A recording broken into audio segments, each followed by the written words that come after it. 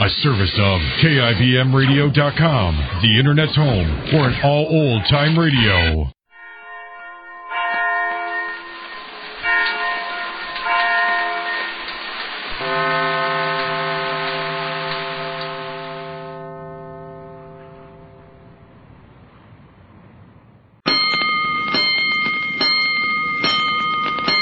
Five bells. Stand by all stations. Attention, all districts. A 5-alarm fire. 5 bells. Move in immediately. That's it. Let's go! Let's go! Firefighters!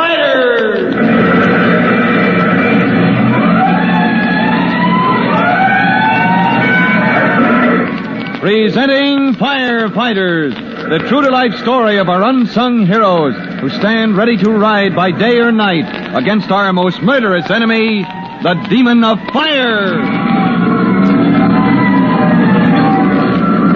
In just a moment, we'll join Chief Cody and rookie fireman Tim Collins, who are visiting in the town of Plum Valley as the guests of Tom Culpepper, editor of the local newspaper, The Courier. As firemen, it was only natural that they should sympathize with Tom's desire to see better fire protection for his community. But the fire which destroyed the Hancock block in the center of town had been a shocking example of just how badly this was needed. And if there had ever been the slightest hesitation in their minds about helping the crusading editor in the fight that loomed ahead of him, the events of the next few minutes would have put a stop to that. Now, what those events were, we'll see right after this interesting message. Let's go, firefighters. Let's join Chief Cody, rookie fireman Tim Collins, and their friend editor Tom Culpepper as the three men arrive back at the charred ruins of what had been the Hancock block only a short time before. You recall the general inefficiency of Plum Valley's volunteer firefighting setup, which had been unable to stem the previous fire until it had burned clear to Tom's newspaper office and print shop. And then, that evening, as the three men had returned home, congratulating themselves that at least the newspaper had escaped, the old fire bell had sounded again. And now, as they approached the scene... Chief Cody, you see what I see? I'm afraid so, Tom. It's your shop this time. Well, I'll sprint ahead, Chief. See what I can do. Oh, thank you, Collins. Thank you. I can't believe my own eyes. This is impossible. It's only too possible when the fire's been handled carelessly just before. Yeah, but what could have started the second fire? That's what I'm trying to tell you, Tom. This is the same fire. The Hancock block finally burned itself out, Chief. Look, the charred, dead ruins. Looks don't count. Unless you're mighty careful, there's always a chance a fire will rekindle. Somebody in your fire department slipped up, and that's what happened. Yeah.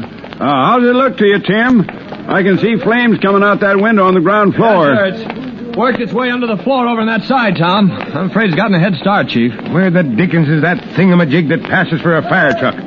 Your fire hall's close enough, so they should be here by now. Yeah, I got plates, important papers, and all kinds of things I got to get out of there. Well, some of these people coming up now will help you, Tom. Couldn't I run down to the fire hall and see what's holding them up, Chief? Oh, it's downright ridiculous, but I don't see anything else to do. I'll organize some of the folks into a bucket brigade.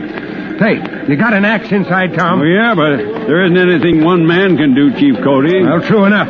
But I can do some chopping where it'll do the most good. Ventilation, we call it. Sort of pulling the flames into one section where we can get at them. Yeah, well, you see if you can keep it from spreading out, Chief. I'll be back with the boys as soon as I can. Good luck. And as the chief and the editor move toward the burning building, Tim dashes along the darkened streets toward the fire barn. Breathless, he pulls up in front of it, his eyes wide in amazement. It's dark and deserted except for a fellow a few years younger than himself struggling to push back the big door. Here, let me give you a hand there. The thickest is everybody. You know, that's what I was beginning to wonder myself. Oh, I know where the lights are. Just a sec. You were beginning to...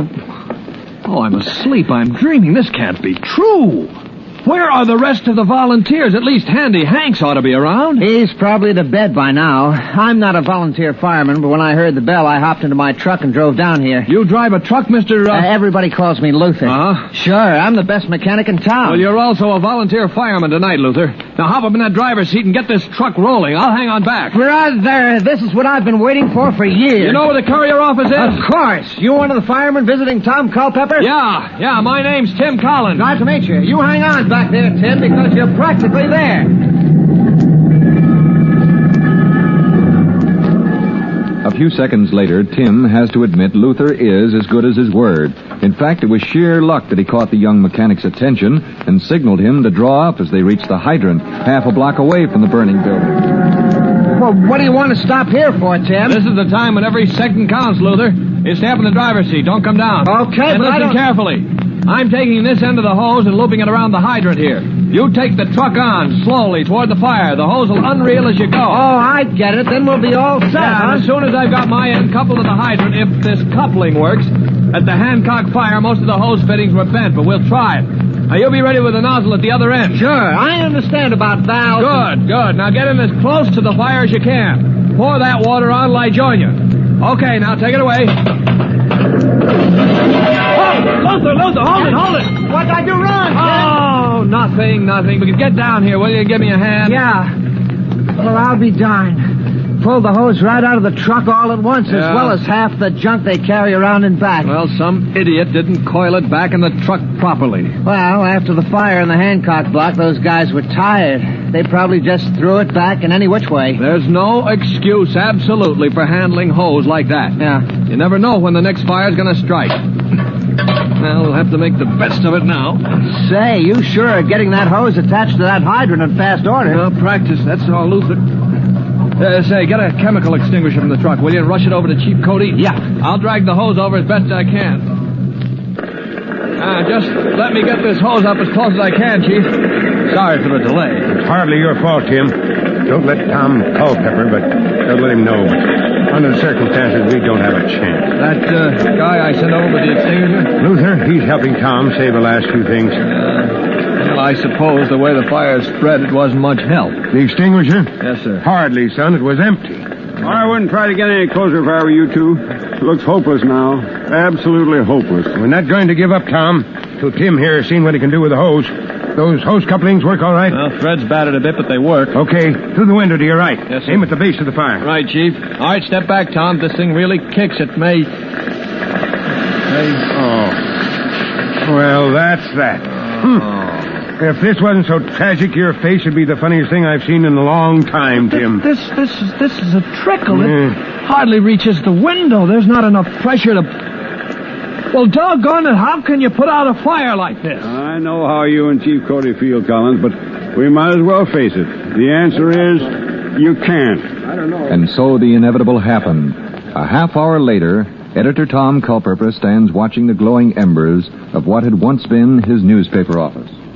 You know, Chief, a man never realizes just what fire means until he's seen something of his own go up in smoke. Strange, isn't it? Fire's probably the best friend man has. Controlled and used properly. That's it. But without planning, precautions, it can be his worst enemy. I hope your plant was insured, Mr. Culpepper. Oh, it was, Tim. Oh, I can rebuild, start all over again.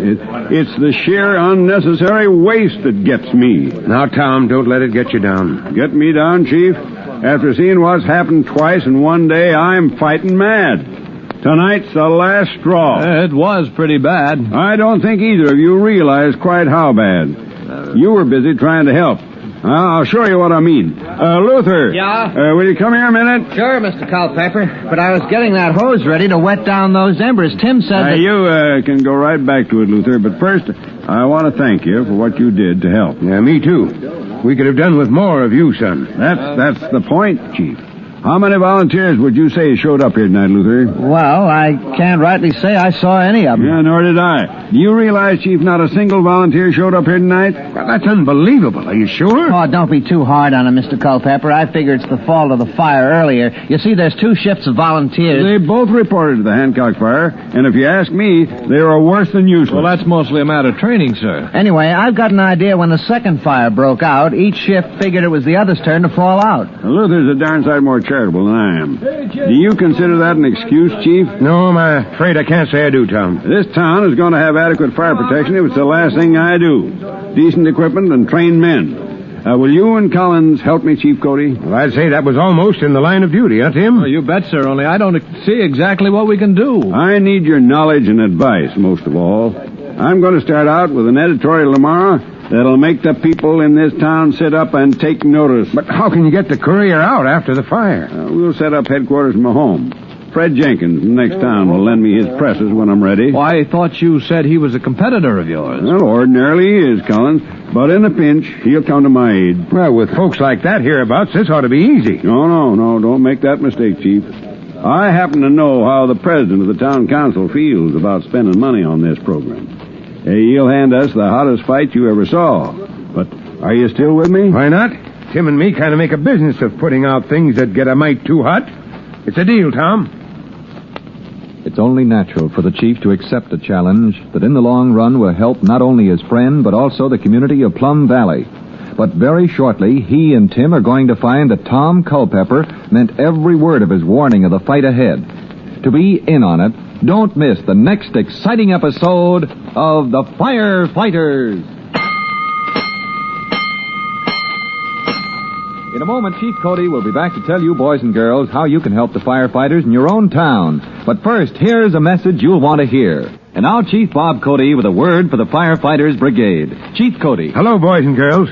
Thinking back on Tom Culpepper's newspaper office and how simple it is for a fire you think is out to rekindle reminds me how easy it is for that to happen right in your own home. Take little things like matches, cigarettes, and pipe ashes.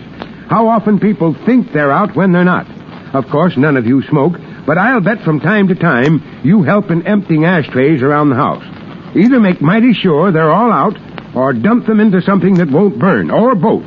Make sure there's no rekindled fires for you. Now till I drop in next time, so long. Fire Chief Cody and the young rookie fireman Tim Collins will be back on the same station next time you hear... That's it. Let's roll! Let's go! Firefighters! In just a moment, X-1. But first, after a hard day's work, there's nothing more welcome than an evening of variety entertainment. And that's just the tonic provided tomorrow night by NBC Radio.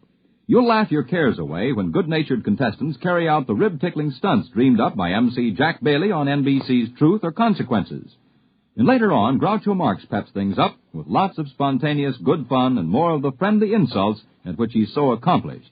For a brighter, livelier evening tomorrow night, it's Groucho Marx and Truth or Consequences on this station. And now, stay tuned for X-1 on NBC. Have a nice trip. Your seat number is 15. Next, please.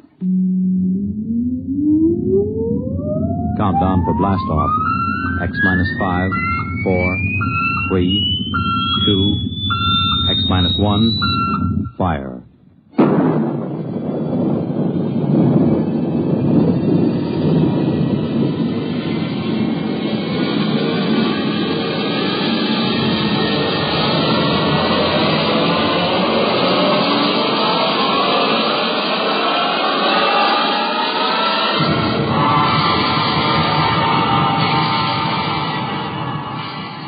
From the far horizons of the unknown come transcribed tales of new dimensions in time and space.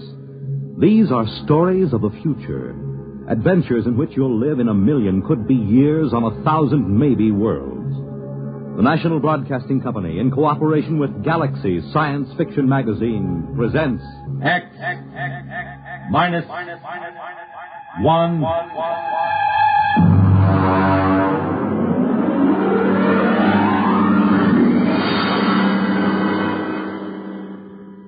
Tonight's story, Jaywalker, by Ross Rocklin.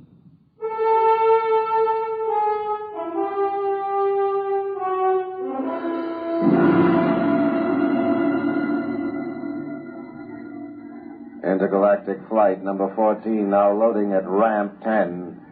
Intergalactic flight number 14 now loading at ramp 10. Please have your flight validation. You walk from the waiting room down the long ramp numbered 10. The flight pack is in one hand, the validation papers in the other. Other passengers chatter behind you. You turn a corner, and there's the ship. A cylinder of glistening silver aimed at the moon. You feel yourself carried up the moving stair to the gaping entrance lock. A pretty stewardess in a blue uniform smiles at you. Validation papers, please? Your papers, madam. Oh, papers? Oh, yes, here they are. Mm-hmm. Mrs. Marcia Foster. You feeling well, Miss Foster? Yes, quite well, thank you. We have to make sure. Once in a while, somebody slips aboard with another person's validation papers. What difference would it make if I felt well or not? A great deal, I'm afraid. You see, the effect of a free fall in space without gravity can do quite a bit of damage in certain glandular conditions. I see you've passed your physical. Yes, I'm quite all right. Fine. Have a nice trip. Your seat number is 15. Next, please. You walk down the carpeted aisle to the plastic on the seat. Her words make a ringing pattern in your brain. Are you feeling well, Mrs. Foster? Mrs. Foster's feeling quite well, thank you. Mrs. Foster has passed her physical examination. There's only one thing wrong with the picture. You are not Mrs. Foster. Attention, please. Attention. In 1 minute, the flash walls will be raised around the ship. If for any reason the passenger is not feeling well or does not wish to make the trip, please speak up. 1 minute. You begin to wonder if you ought to go after all. You begin to think of how it happened. Why you're here, sitting in this silver vessel, waiting to blast off for the moon. What happened between you and Jack? What happened?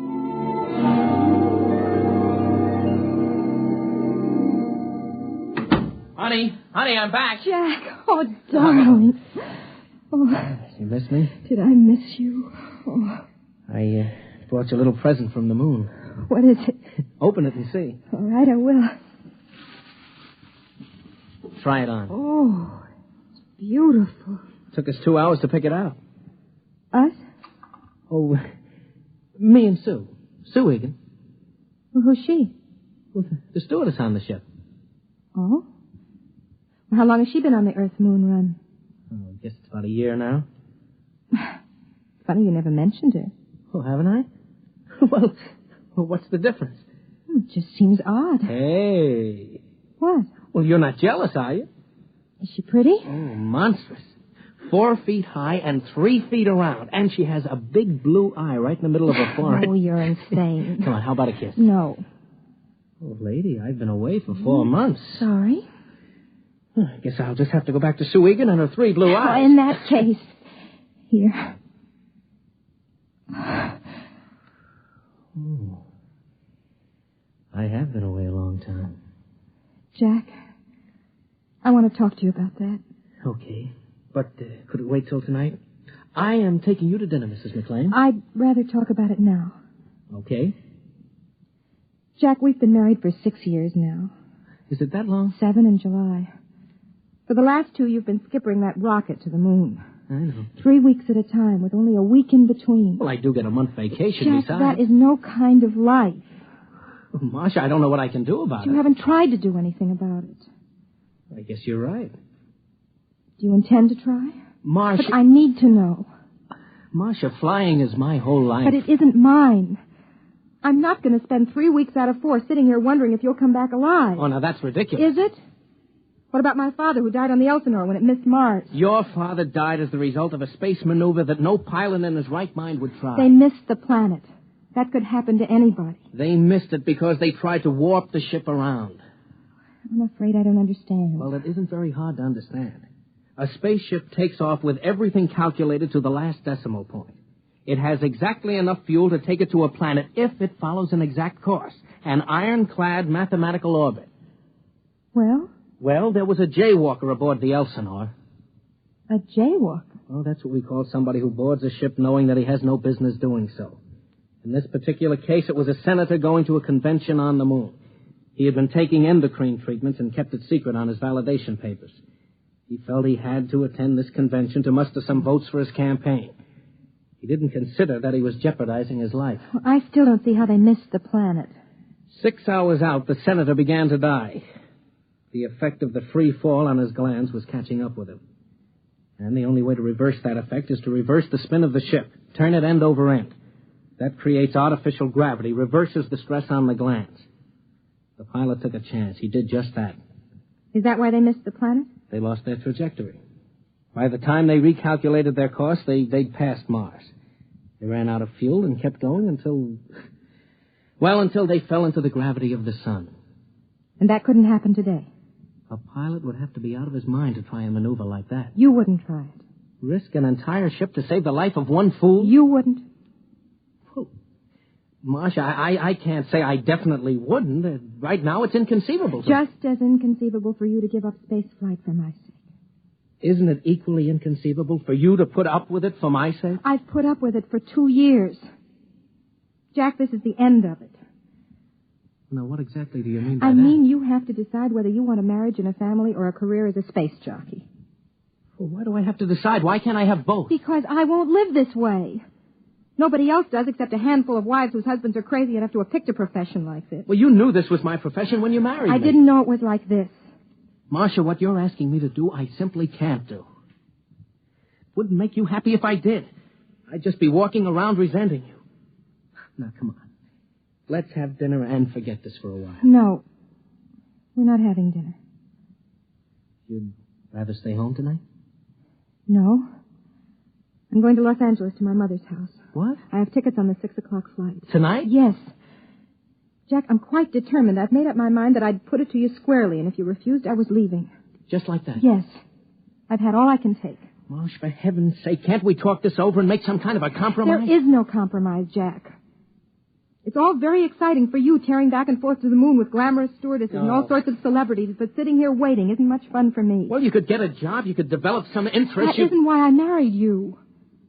I want a home and a family and a man who comes home every night and talks to me about little, unimportant things.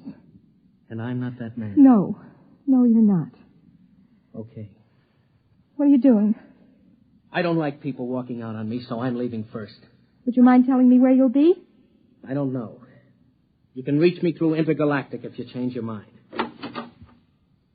Marcia, maybe we'll both be better off. We didn't have much of a home life anyway, just the two of us. Oh, I'm sorry. I didn't mean that. I know how you feel about not having children. Goodbye, Marsh.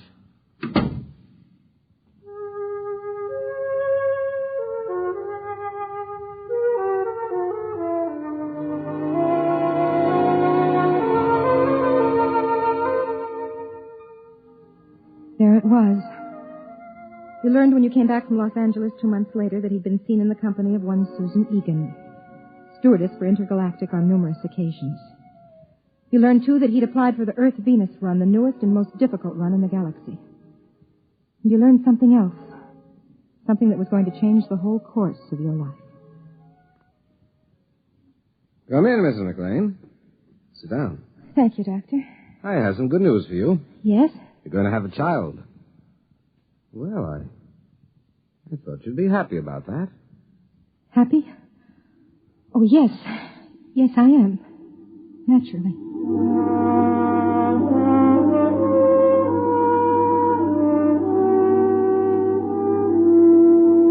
You debated for a long time, and then you called the Intergalactic office. Mr. McLean was out on the Earth-Moon run. He'd be back on the 12th, but only for an afternoon. He was taking off again immediately. They were so sorry. You were sorry yourself. It seemed as if life would not be worth living without Jack, especially now with a child on the way. You had to talk to him, to be with him. That was when you first began to formulate the idea of going to the moon with him on this run. Attention, please. Attention. We're about to count down for blast-off. Fasten your seat belts and recline back as far as possible. The next sound will be that of the first stage rockets heating up. Do not be alarmed by the vibration of the ship. From the bulkheads overhead everywhere comes the deep rumbling sound. Some of the passengers look anxious, some excited. Some leaf casually through magazines as they lie on their backs in the reclining seats. Those of you who've never been in rockets will find it an experience that will make you proud to belong to the human race. Countdown for blast-off. X -5, -4, -3, -2, -1, 0.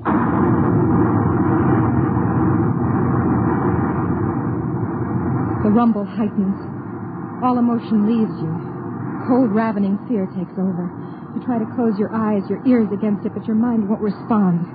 You look out the port and the scene is suddenly splashed with a rushing sheet of flame that darkens the sky and is torn from your vision. Snatched away, the buildings, the trees, the roads vanish. A great soft uniform weight presses down on you. You push with all your might, but it smothers you, presses your back, drives your blood down, down inside of you. And then, quiet. We are now 102 miles over New York City. You may unfasten your safety belt. The pull of gravity will no longer trouble you. You unfasten the safety belt and sit in the seat, wondering what to do next. Ladies and gentlemen, welcome to intergalactic flight number 14 out of New York Rocketport, destination Moon. I'm your hostess, Miss Susan Egan. Your pilot for this flight is Captain Jack McLean. Our position at the moment is approximately 550 miles above Earth, and in less than 1/2 hour, we'll be in free fall, completely without gravity. Our speed is currently 29,000 miles per hour. We should arrive at Moonport at exactly 6 p.m. tomorrow, Earth time. I wish you a pleasant voyage. If there's anything you need, Intergalactic is at your service.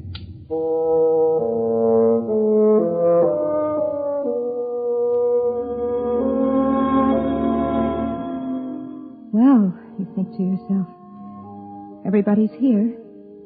Your husband, his loved one, and his wife. You watch her as she walks back along the rows of seats with an armful of the latest magazine reportings. A tall girl, about 29 or 30, dark brown hair, dark eyes, and not very pretty. The sort who would be able to talk to him about steam tubes and beautiful landings and solar storms. Mrs. Foster, would you like something to read? Oh, thank you, no. First time no rocket ship? Yes, could you tell? You look a little green. You feeling well? Yes, I'm quite all right. There's just a touch of space sickness. Come along to the ship's hospital and we'll fix you up in a jiffy. No, I'd rather just sit here a minute. Of course. Oh. Come on. Let me help you into the ship's hospital. That's... Come on, take it easy. Now, come on.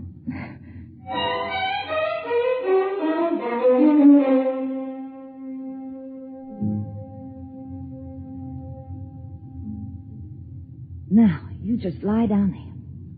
How are you feeling? I'm scared. There's nothing to be afraid of. I think there is. What is it? I'm pregnant. What? I faked my validation papers.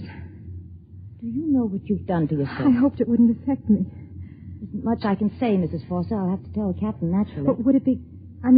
could I tell him myself? If you'd rather, I'll call him. Stewardess to captain. McLean, what is it, doll? Jack, there's a passenger in the ship's hospital. What's up? You'd better come down here.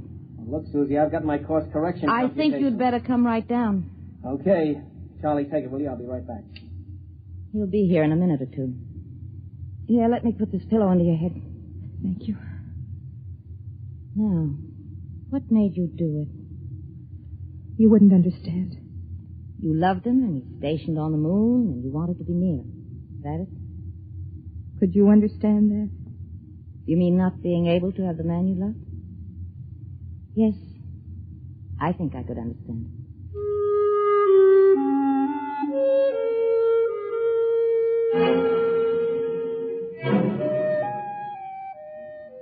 You wanted to scream at her, to claw at her face. She was going to live, and you were going to die. She was going to share a life with Jack when you were only a dim sort of memory in his mind.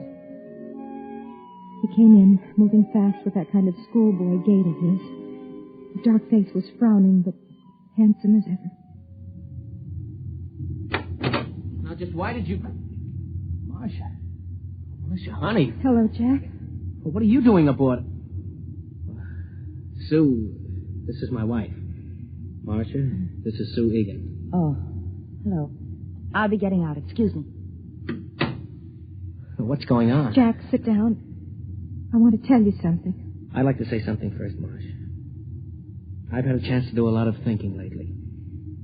And if you think we could work it out, I'd like to try again. You mean that? Yes, I do. What about Miss Egan? Sue. What about her? Well, I thought... I heard... I'm very fond of Sue. Yes, I thought you were. But she isn't my wife. You are. Was. What do you mean? I'm going to die, Jack. Marcia, what are you talking about? Jack, I'm pregnant. You see, we're a little too late. Did you know this when you came aboard? Yes? But weren't you aware that... What about the physical? I used another woman's validation papers. I paid her for them. Why, Marcia? How could you do a thing like that? I don't know. All I knew was that I had to see you. I had to be with you. If you'd only told me. I couldn't reach you. Didn't you know what would happen if you took a rocket flight? I thought somehow it wouldn't happen to me. I didn't know that pregnancy was affected. And if you had? I would have come along anyway. I suppose in a way I'm to blame. I'm the one who walked out. Now, don't take the blame on yourself. I'm over 21. Marcia, what did you hope to accomplish by this? I'm not sure. There's only one possibility. Possibility? Yes, excuse me. Miss Egan. Yes. Come into the ship's hospital, please. Bring Petrocelli from maintenance. Tell them to come up here with a crescent wrench. Yes, Captain. What are you going to do? Do? Nothing much. I'm going to warp the ship around, that's all.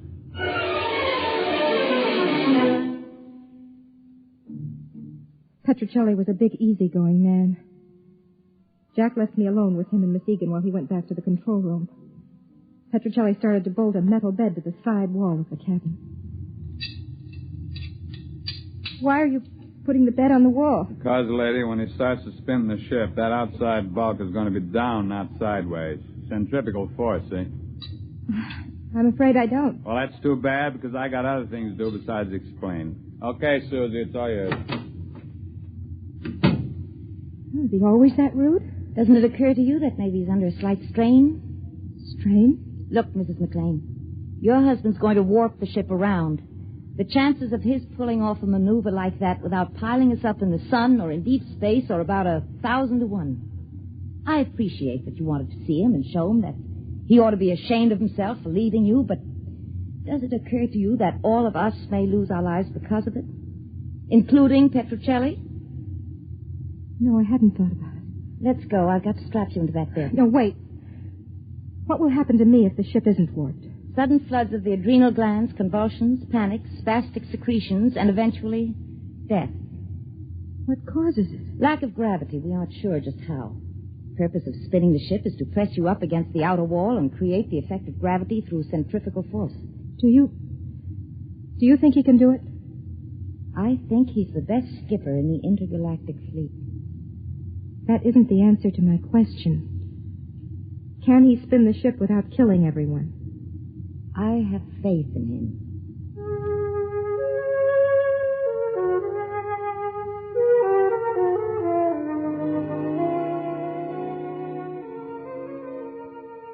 She loved him. She had faith in him. And you to whom he was married, you who carried his child inside you, did you have faith in him? Everything set in here? Yes. Good. Jack, could we talk alone for a minute? Only a minute. We have to get the new data into the computer. Susie, will you excuse us, please? Yes. Well? Jack, don't do it. Marcia. I mean it. You've no right to risk all those lives just for me. Marsh, I'm captain of this ship. I do as I see fit, and I can't do otherwise. But it isn't fair to them. It isn't fair to you. When we're born into this life, we don't make any agreement that says everything is going to be fair and equitable. I refuse to let you do it. You can't stop me. I'll take my life. I'm going to ask Sue to stay with you. What about her? Don't you love her? Well? Marcia, whether I love Sue Egan is not the point just now. I've decided to spin ship to save you and my son. Or daughter. If it means risking the lives of others, I have to take that risk. Jack. Yes? Why are you doing it? Because I love you.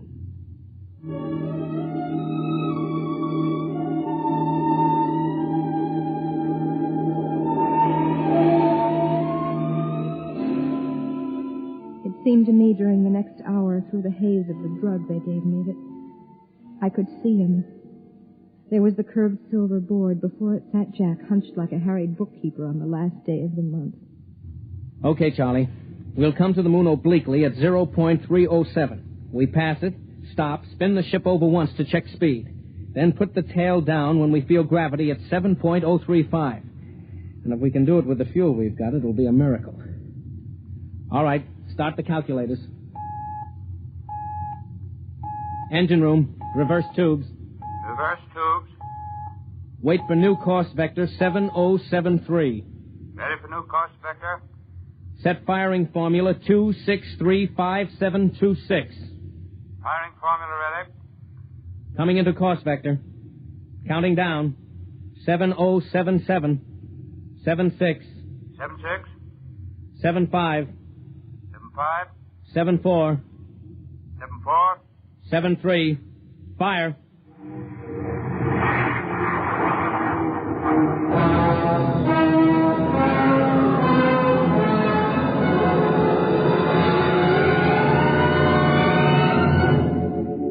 You don't recall much after that. There's the bulkhead pressing against you like a magnet, pressing harder and harder. Then there's the needle, and then sudden relaxation.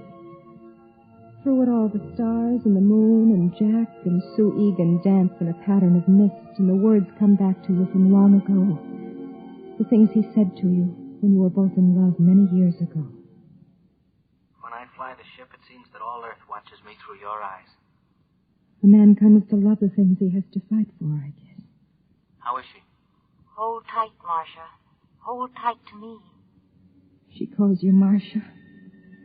This woman who hates you, who loves your husband, she calls you Marcia. Marcia. Marcia. Marcia.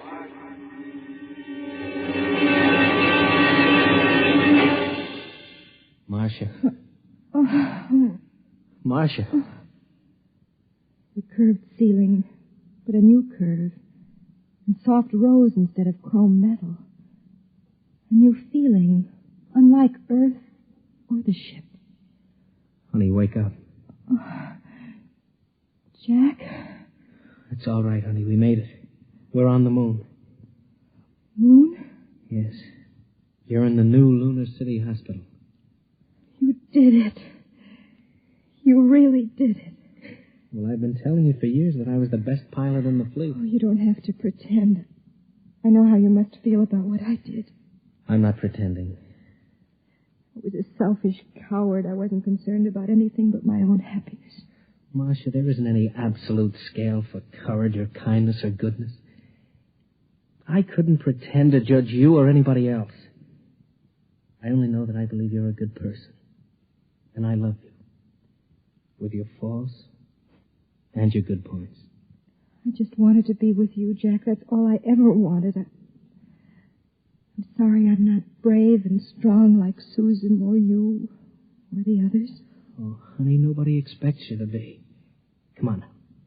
You've got to save your strength. We've got to take good care of you.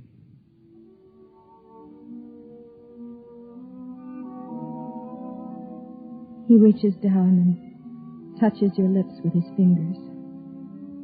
It's like a benediction. You know that you'll never again question his right to do the things that fulfill him. To take a silver ship above the earth and guide it to new planets. Our child will be born on the moon, you whisper to him.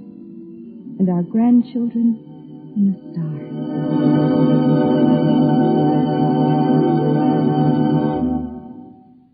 You have just heard X-1, presented by the National Broadcasting Company in cooperation with Galaxy Science Fiction Magazine, which this month features the Arthur Sellings tale entitled One Across, the story of a man who thought that doing puzzles was an escape, until he suddenly found himself completely boxed in.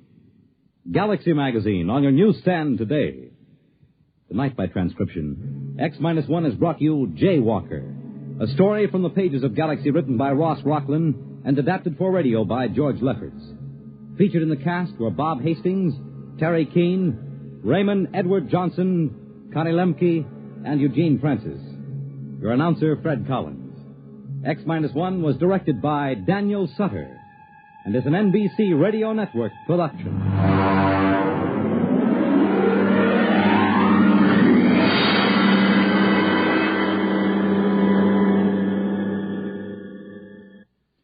Next week, the story of the journey that had no end, of a ship that had traveled so long through space that none aboard her could remember their destination or even wonder where they were going.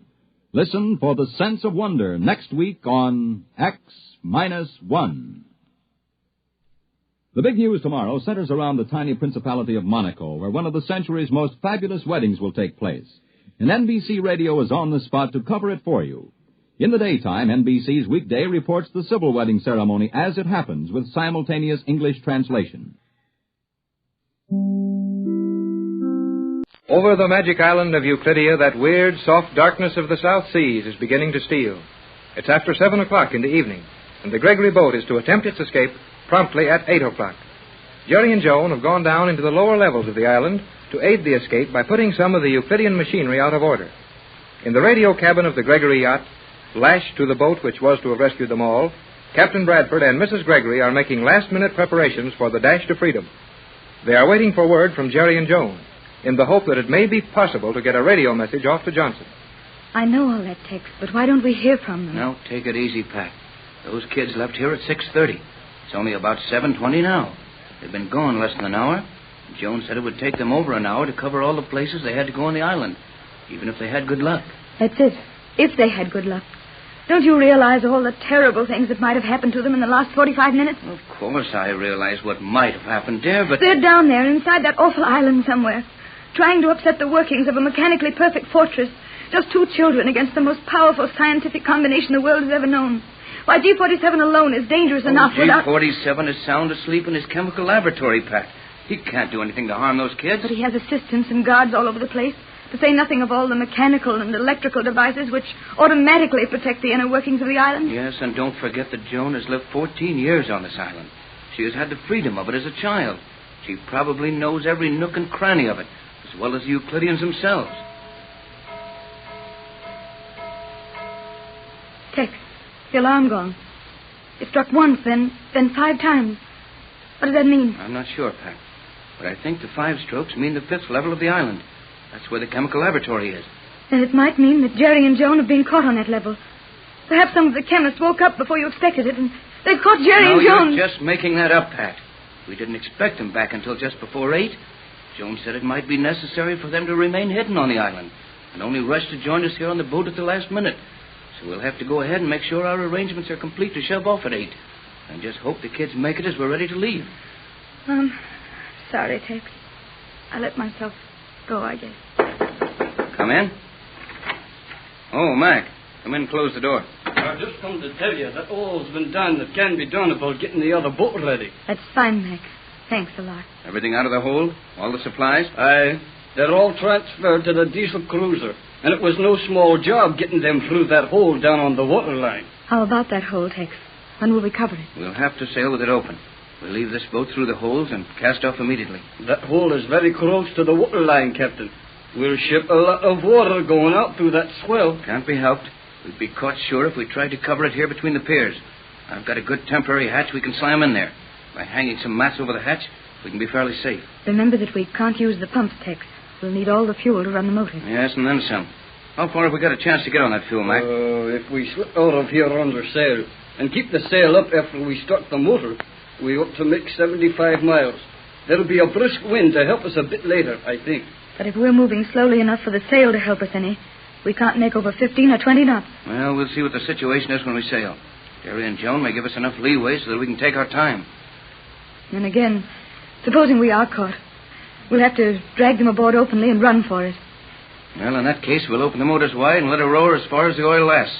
And hope we can get a message to Johnson before he gets too far north to run back to our aid.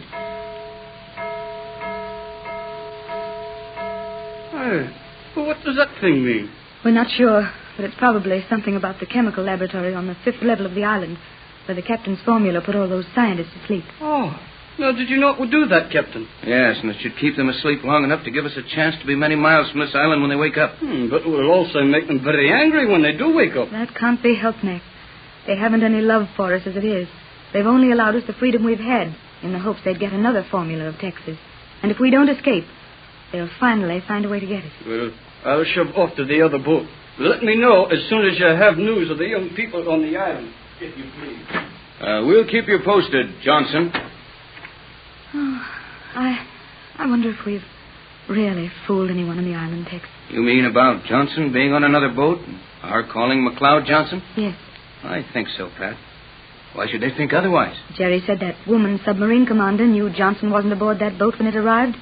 And if she knew it, why not others on the island? You know, I think Jerry was right about her. She's fed up with this island and these cold-blooded, inhuman machines who call themselves Euclideans.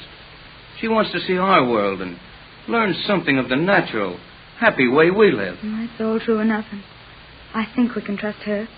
The fact that she deliberately walked into that laboratory and let the gas put her to sleep so it'd help Jerry and Joan get away safely, all that proves her sincerity. But what I meant was, why couldn't someone else on the island have detected Johnson's absence in the same manner as herself? Well, of course, there's a chance of all that, Pat, but we've got to hope for the best. That was different, Tex. The gong struck 6 times then. Yeah. I wonder what's happening on the 6th level. That was what it meant. I'm afraid it has something to do with Jerry and Joan. Oh, now you're letting your imagination run away with you, Pat. You don't know any more about what's happening on that island than I do. And that's not much. That was 7, Tex. 7 strokes on that gong. That'd mean the 7th level. I know it's something about Jerry and Joan. They're being followed, Tex. I can feel it. Steady, Pat. You don't know anything of the kind. Did you hear it, Tex? 8. The 8th level. They are following them down into the depths of the island. Stop it, Pat. Stop it. You're hysterical. You're just imagining things. I can see them now, Tex. Just as if I were with them. Those terrible bells following them from floor to floor as they try to escape.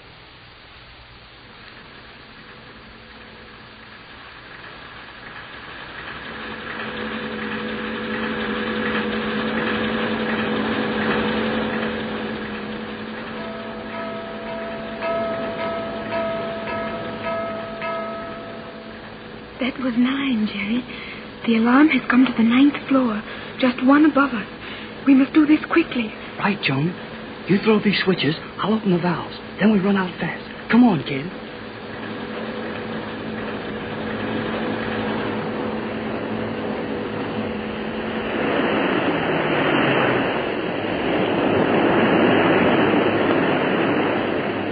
Come on, Joan.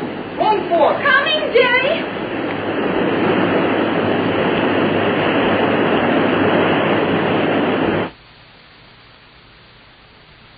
Gee, that room's filling up with water awfully fast. Were those men drowned in there? No, Jerry. They can use airlocks and escape. Okay, let's move fast. Where now?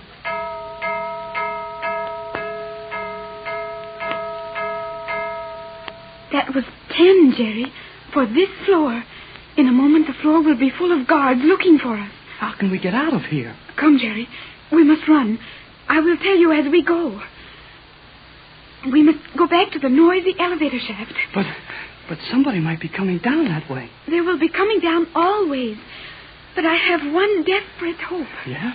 What's that? Remember, I told you that there were doors in both sides of that elevator shaft. Yeah?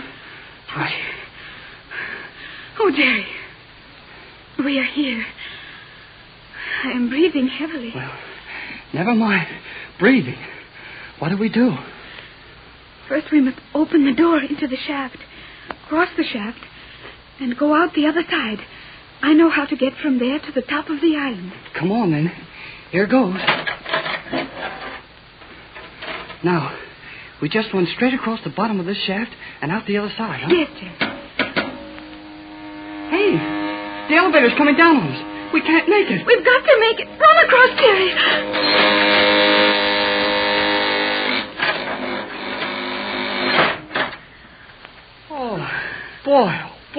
Boy. Are you all right, Jerry? If I could get my heart out of my mouth so I could talk, I'd tell you. We barely made it, Jerry. That elevator car touched my dress as I came through the door. Can they get out of this door after us? No, I have locked it on this side. Well, that gives us time to breathe anyway. Now, where do we go from here? We have no choice now, Jerry. We have shut off all the power on the island, except what is in the batteries in the radio chamber and one private elevator. The Euclideans can do very little to follow our boat when we escape. When we escape? You mean if we escape? But we will escape. But now come, Jerry. There's a long spiral ramp from here to the surface of the island. It is very steep, and it will be a long, hard, dangerous climb. But we must attempt it. You mean that steel slippery thing over there? That looks like a chute to slide things down? Yes, that is exactly what it is.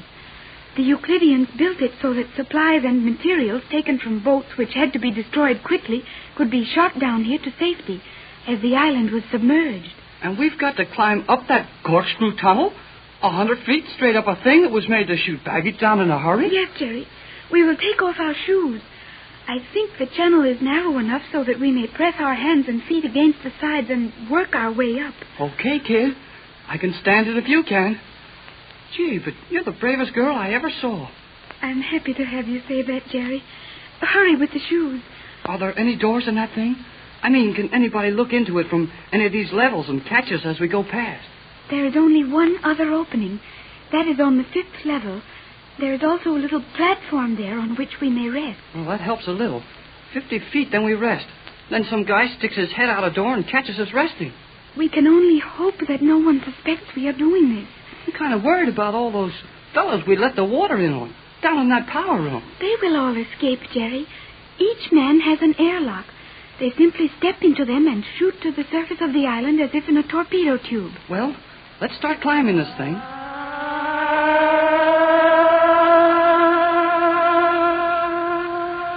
Joan, listen.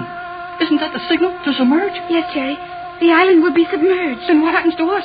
And your mother and Captain Bradford out there in that boat? I do not know, Jerry. All we can do is hope and climb.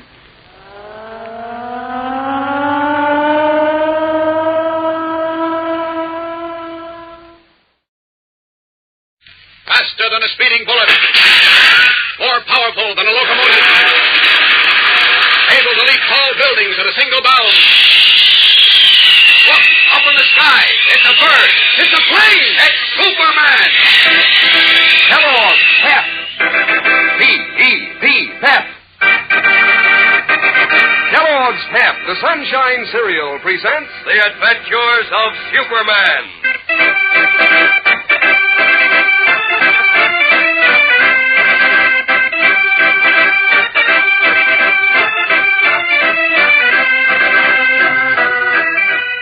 The Man of Steel is dealt another blow when he finds that not only is Candy Myers still missing, but Jimmy Olsen has been abducted.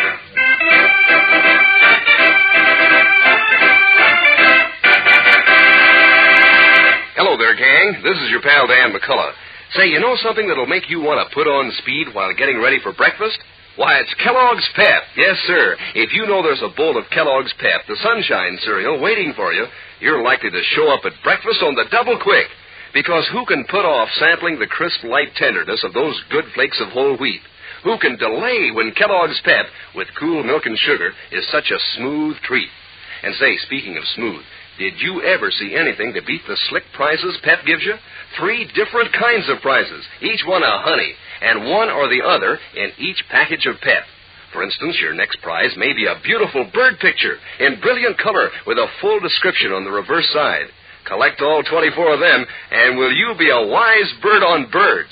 Or maybe your next Pep prize will be one of the 7 exciting colored cardboard plane models, easy and fun to put together. Or maybe it'll be a bright-colored comic button picturing a favorite comic strip character, 18 in all, to pin on your jacket or your beanie cap. There's one or the other of these 3 snappy prizes in every Pep package. So make sure Mom keeps you supplied with Kellogg's Pep, won't you? Now, the adventures of Superman. A few minutes after promising Clark Kent a sensational story, Private Detective Candy Myers was ambushed by several men and severely beaten. In the hospital, Candy was reluctant to discuss the affair, but finally agreed to tell his story to Kent and Editor Perry White. Before he could do so, however, he disappeared. Knowing that Candy had been investigating a recent subway disaster, Kent searched for his friend, while Jimmy Olsen and Lois Lane went to a caved-in subway tube. There, Jimmy filled a shoebox with samples of the broken concrete which was being removed. But as he was leaving with Lois, he was seized by some men, forced into a car, and spirited away. As we continue now, some time has elapsed, and Lois is in Perry White's office at the Daily Planet. Listen. Fine reporter you are, Lois. Didn't you have sense enough to get the license number of the car? If you'll just listen a moment, Chief. I started to tell you I tried to, but it was smeared with mud. I couldn't read the numbers. No. All I'm sure of is that it was a Metropolis plate. One corner was clean enough for me to see the color. Big help that is. There are only about 500,000 cars in Metropolis. Well, what about the men who grabbed Jim? You must have seen them. I got a good look at two of them. One was husky and dark, about, 32 years old. He wore a tan sport shirt. And the other one was smaller, husky too, with watery blue eyes. The first one called him Harry. Well, did you give those descriptions to Inspector Henderson? Of course I did. Oh, Chief, I'm so worried. You're worried? Well, what do you think I am? And what are we going to tell Jim's mother? I don't know. And Kent. He should have studied tattooing. A fine reporter he is. Just when he's needed, where is he? I don't know. Probably looking for footprints in Mrs. O'Leary's vegetable patch. Who's Mrs. O'Leary? How should I know? That Kent. I could... You could what, Chief? What? Oh, here you are. Now, it's about time. Now, listen. Clark, If you... the most terrible thing has happened. Jim... I know all about it, Lois. I just left Inspector Henderson. Oh, Well, did he find out anything yet? Apart from what the day of the week it is, I mean? Not yet, but don't sneer at him, Chief. He's a good man, and he's doing everything possible. I know. It's just that... somebody's got to find Jim. If we only had a lead, if we only knew why he was taken away. That's simple. Simple. What do you mean, Clark? Jim was taken away for the same reason Candy Myers was beaten up last night. But why would... Candy had already discovered something about the cave-in of the new 9th Avenue subway tube. Something somebody didn't want him to discover. Well, when Jim was seen taking concrete specimens from the dump truck, the same somebody decided he knew too much, too, so... So they grabbed him? Exactly. Maybe. But that's all theory, Kent. Have you any proof? No, I haven't yet, but I got a hunch I'm right. Well, that's not enough. How are you going to... If I could only find Candy. He could tell me where to look for Jim. Candy could? Well, sure. He knew who was behind all this. Don't you remember, Chief? That's what he was going to tell us before he disappeared. Well, yes, that's right. Well, if I only knew where he was, I could... that may be Henderson. I'll take it. I got it. Hello? Want to talk to Clark Kent. Is that you, Candy? Is it really? Yeah. Kind of worried when you couldn't find me in the hospital, huh? Well, say, we certainly were. What happened? Who took you out of there? Took myself out. You what? Kent, Sure. please. Told you I had a job to do, didn't I? Nobody can make a sucker in a punching bag out of Candy Myers. No, sir. Oh, I see. Look, Candy, where are you? Never mind where I am. Oh, but you've got to tell me, Candy, or else you've got to come here. You see, something's happened. I'm Jim was... not going to tell you, and I'm not going to come there. But look, Candy, I thought this was my own party. I know, but... I'm going to handle it all by my lonesome. But, Candy, listen, I just Jim wanted had... to tell you about the hospital. You're my pal, Kent. But look... I don't want you to worry. Goodbye now. No, wait, Candy. Jim was taken away by the same people who beat you. Candy! Oh, what's the matter? Clark. Candy! What is it? Oh, he hung up. Wouldn't tell me where he was. Good Godfrey. Why? I don't know. He gave me the same routine he did this morning about this being his own personal fight and he was going to settle it alone. You know, he sounded a bit strange. I don't understand. How do you mean, strange? I don't quite know. Well, Lois, never mind that now. Did he tell you who took him out of the hospital? Nobody did. He said he just walked out. What? Sure. Oh, now how am I going to find Jim? I was counting on Candy to tell me. Wait a minute. Henry Marshall. Who? The mayor. Oh, what about him? What are you talking Time about, to Ken? explain now. I've got to talk to Mayor Marshall at once. I'll see you later.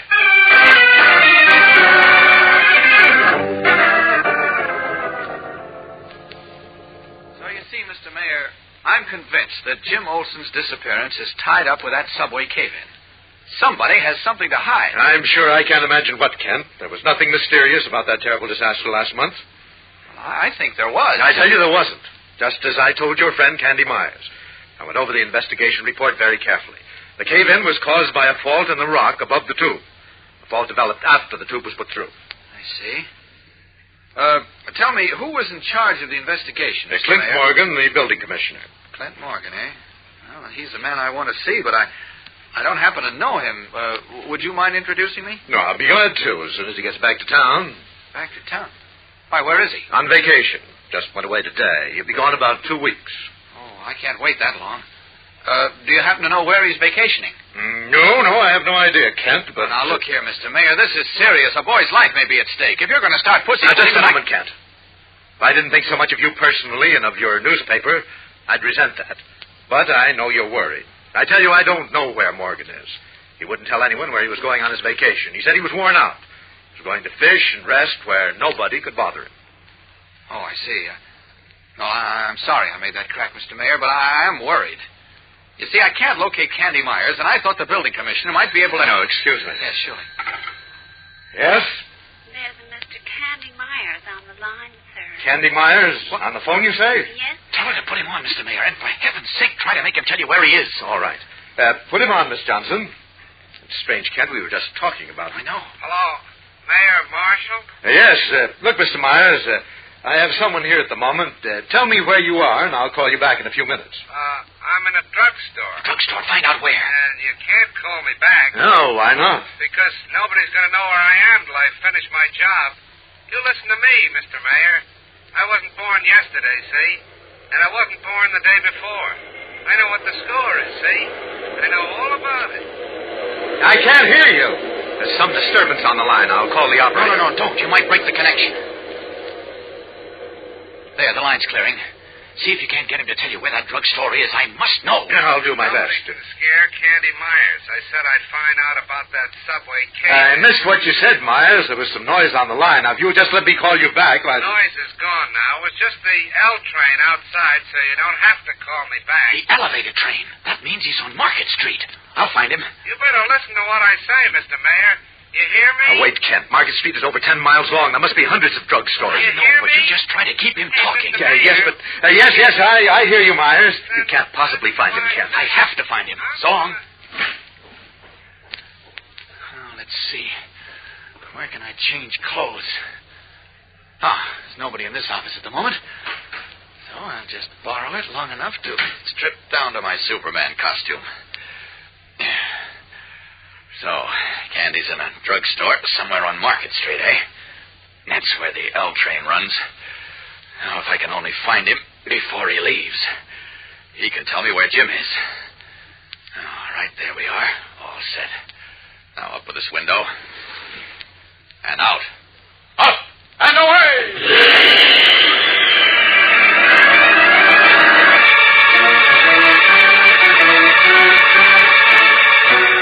Leaping from the City Hall, Superman streaks away to Market Street to begin his desperate search for Candy Myers.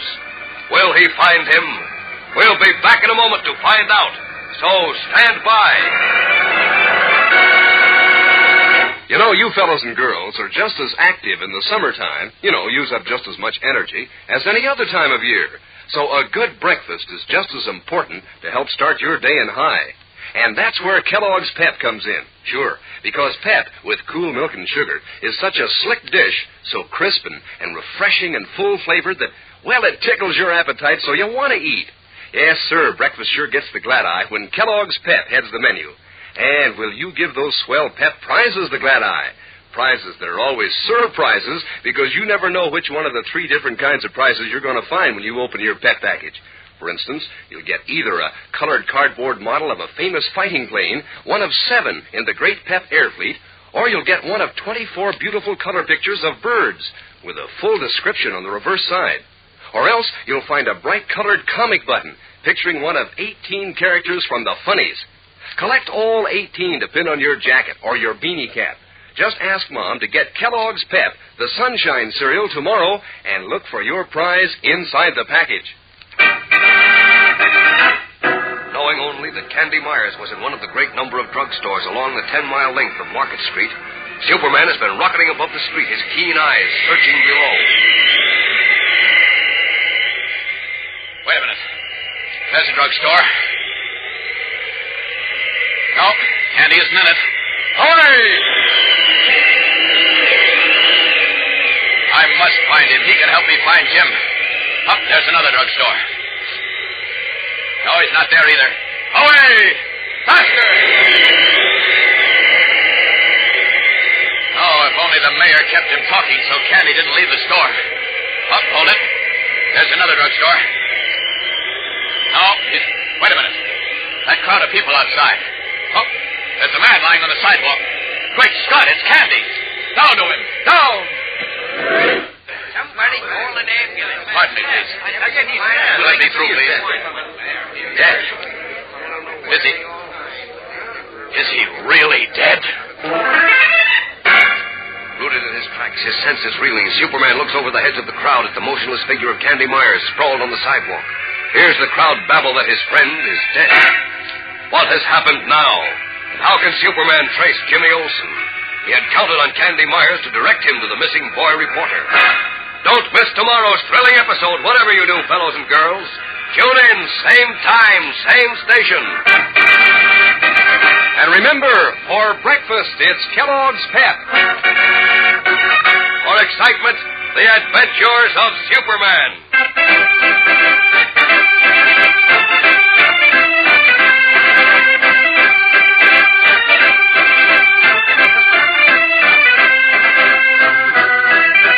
Superman is a copyrighted feature appearing in Superman DC comic magazines and is brought to you Monday through Friday at the same time by Kellogg's Pep, the Sunshine Cereal.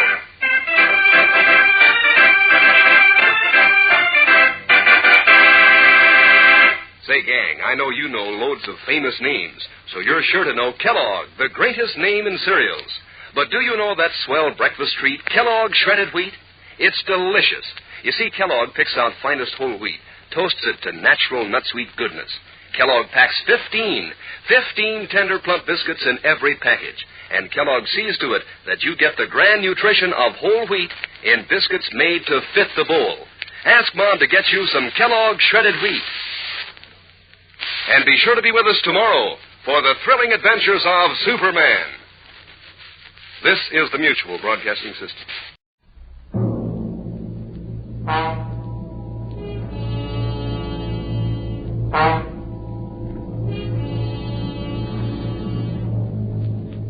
You are groping down a dark alleyway in the French Quarter of New Orleans, driven by terror, hounded by the curse of the Papaloy, a curse from which there is no escape.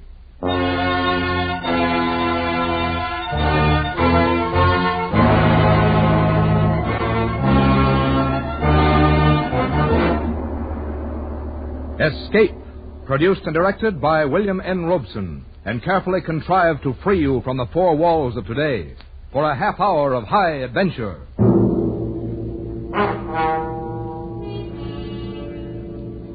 Tonight we escape into two worlds, one of modern jazz, the other of primitive voodoo, and to a doomed man who brought them together, as William Irish imagined it in his eerie story, Papa Benjamin.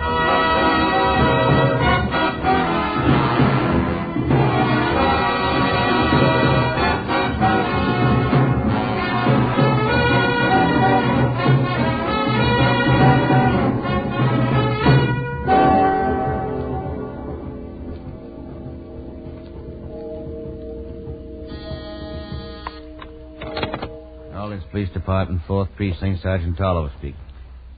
Yeah? Well, pick him up on a drunk 723. Right. Yes, sir. What can I do for you? Are you in charge here? Yeah. Hey, aren't you Eddie Block, the band leader?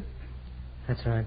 Hey, Joe, look who's here, Eddie Block. Well, never thought we'd get a visit from a big celebrity like you, Mr. Block. And at 4 o'clock in the morning. I suppose, though, this is just a shank of the evening for a big-shot orchestra leader. Well, what can we do for you, Mr. Block?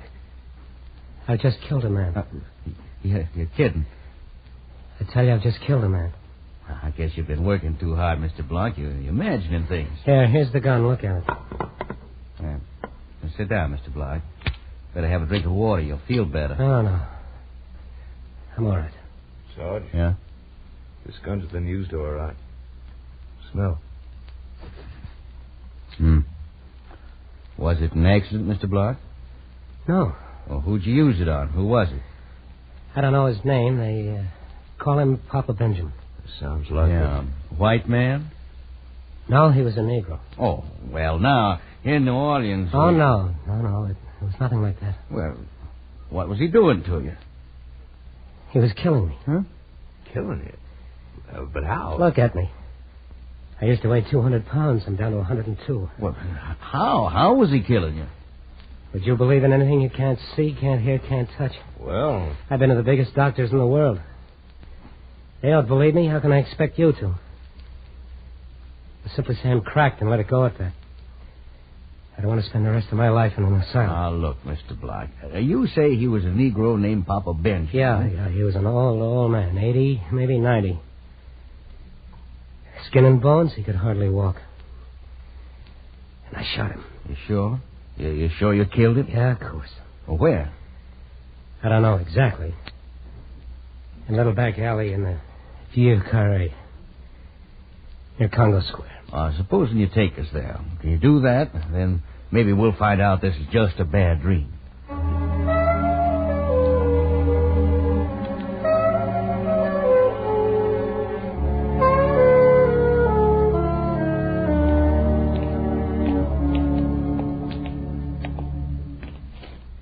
This is the alley.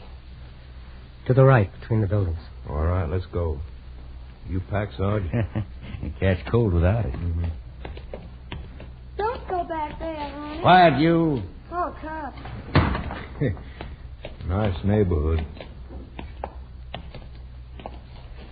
This is it. In that door and up the stairs. Now, come on. Oh, no. Don't make me go up there again, please. Better come, Mr. Block. You're showing us. Hey, flash your light. There's somebody here on the stairs. Huh? He won't bother us. Dead drunk. Step over him and let's go. This ain't the most pleasant neighborhood to come calling in.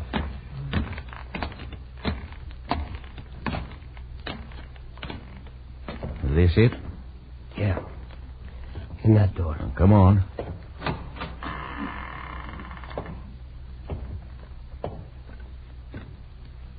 Better call the commissioner. Mr. Block wasn't kidding. This man's dead.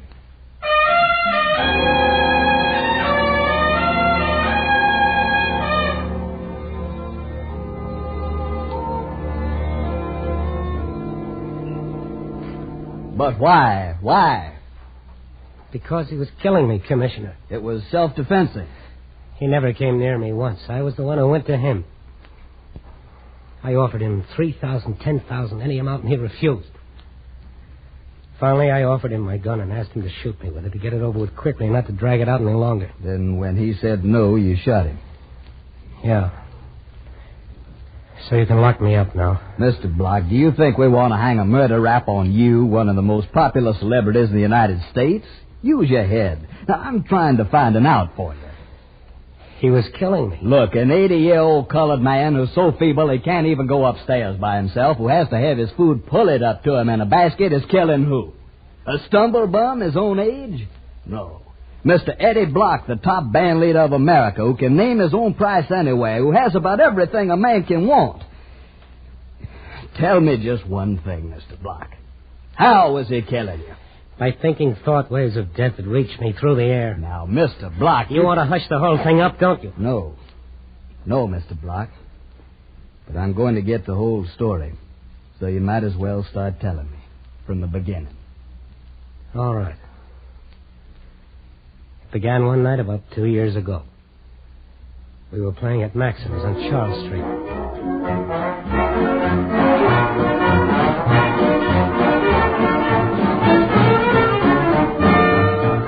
We were just another band. Small Dixieland outfit then. Eddie Block and his chips. Judy Jarvis, my wife, did the vocals. But we weren't setting the world on fire. Business was so bad I knew what to expect when I got a call from the manager one night after closing time. Come in. Oh, hi, Eddie. I thought we'd better have a little talk. It's that bad, huh?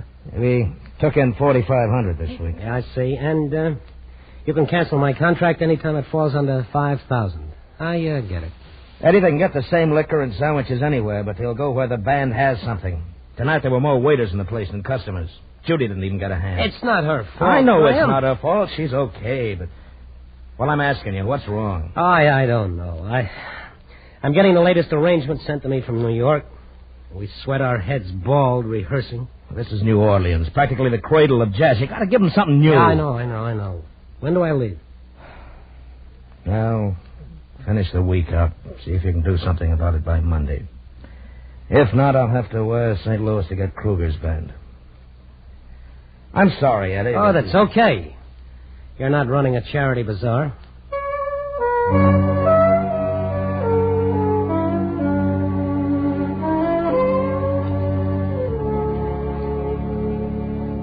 But I didn't feel so cocky about it. It looked like we were on the skids. The band just didn't seem to have it.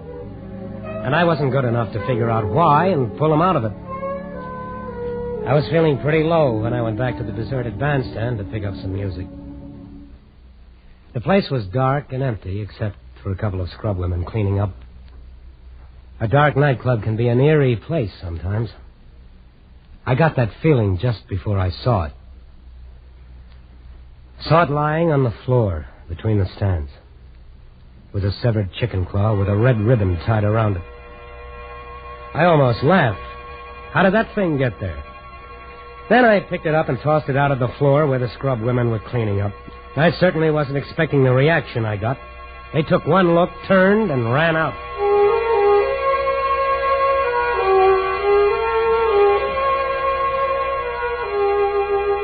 I just recovered from that surprise and was bending down to pick up some music that had slipped to the floor when I heard someone come in. I guess I was pretty well hidden from view. Anyway, he didn't see me. It was Johnny Stats, my drummer, and he was acting funny, looking intently at the floor, searching for something. Suddenly, he spotted this chicken claw on the floor and grabbed it up with a terrific sigh of relief, stuffed it into his pocket, and walked out.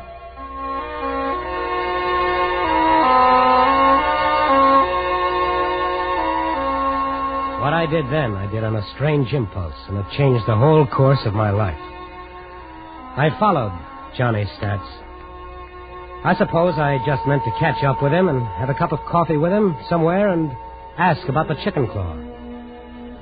But as I followed him farther and farther down into the Vieux Carré, down to Congo Square, it was a growing curiosity that kept me on his trail. When he turned into that dark alleyway, I stopped and debated. I felt like an eavesdropper, and yet something drew me on. And I walked up that dark alley. I passed that one lighted window. No further, honey. But I went on. Through a sort of tunnel into another alleyway, and then I stopped. Ahead of me, Johnny Stats stood before a dark, dismal-looking old wreck of a building. Suddenly, he whistled quietly. A gigantic man appeared out of the shadows. Johnny handed him the chicken claw and was motioned into the building. And then I heard sounds coming from the upstairs of that building. A throbbing drum, a wailing, an unearthly sound, and yet wonderful. An exotic, fascinating rhythm. This was music. Something new, something sensational, something that would set New Orleans on its ear and put Eddie Block in the big time. I had to get in there and hear it. I was mighty busy for the next 5 minutes. I ran back down the alley, overturning 5 or 6 garbage cans before I found what I needed. Then back to that lighted window in the alley, and a 5-spot in exchange for a red ribbon. Then I was back at the dark building, walking up to that menacing shadow.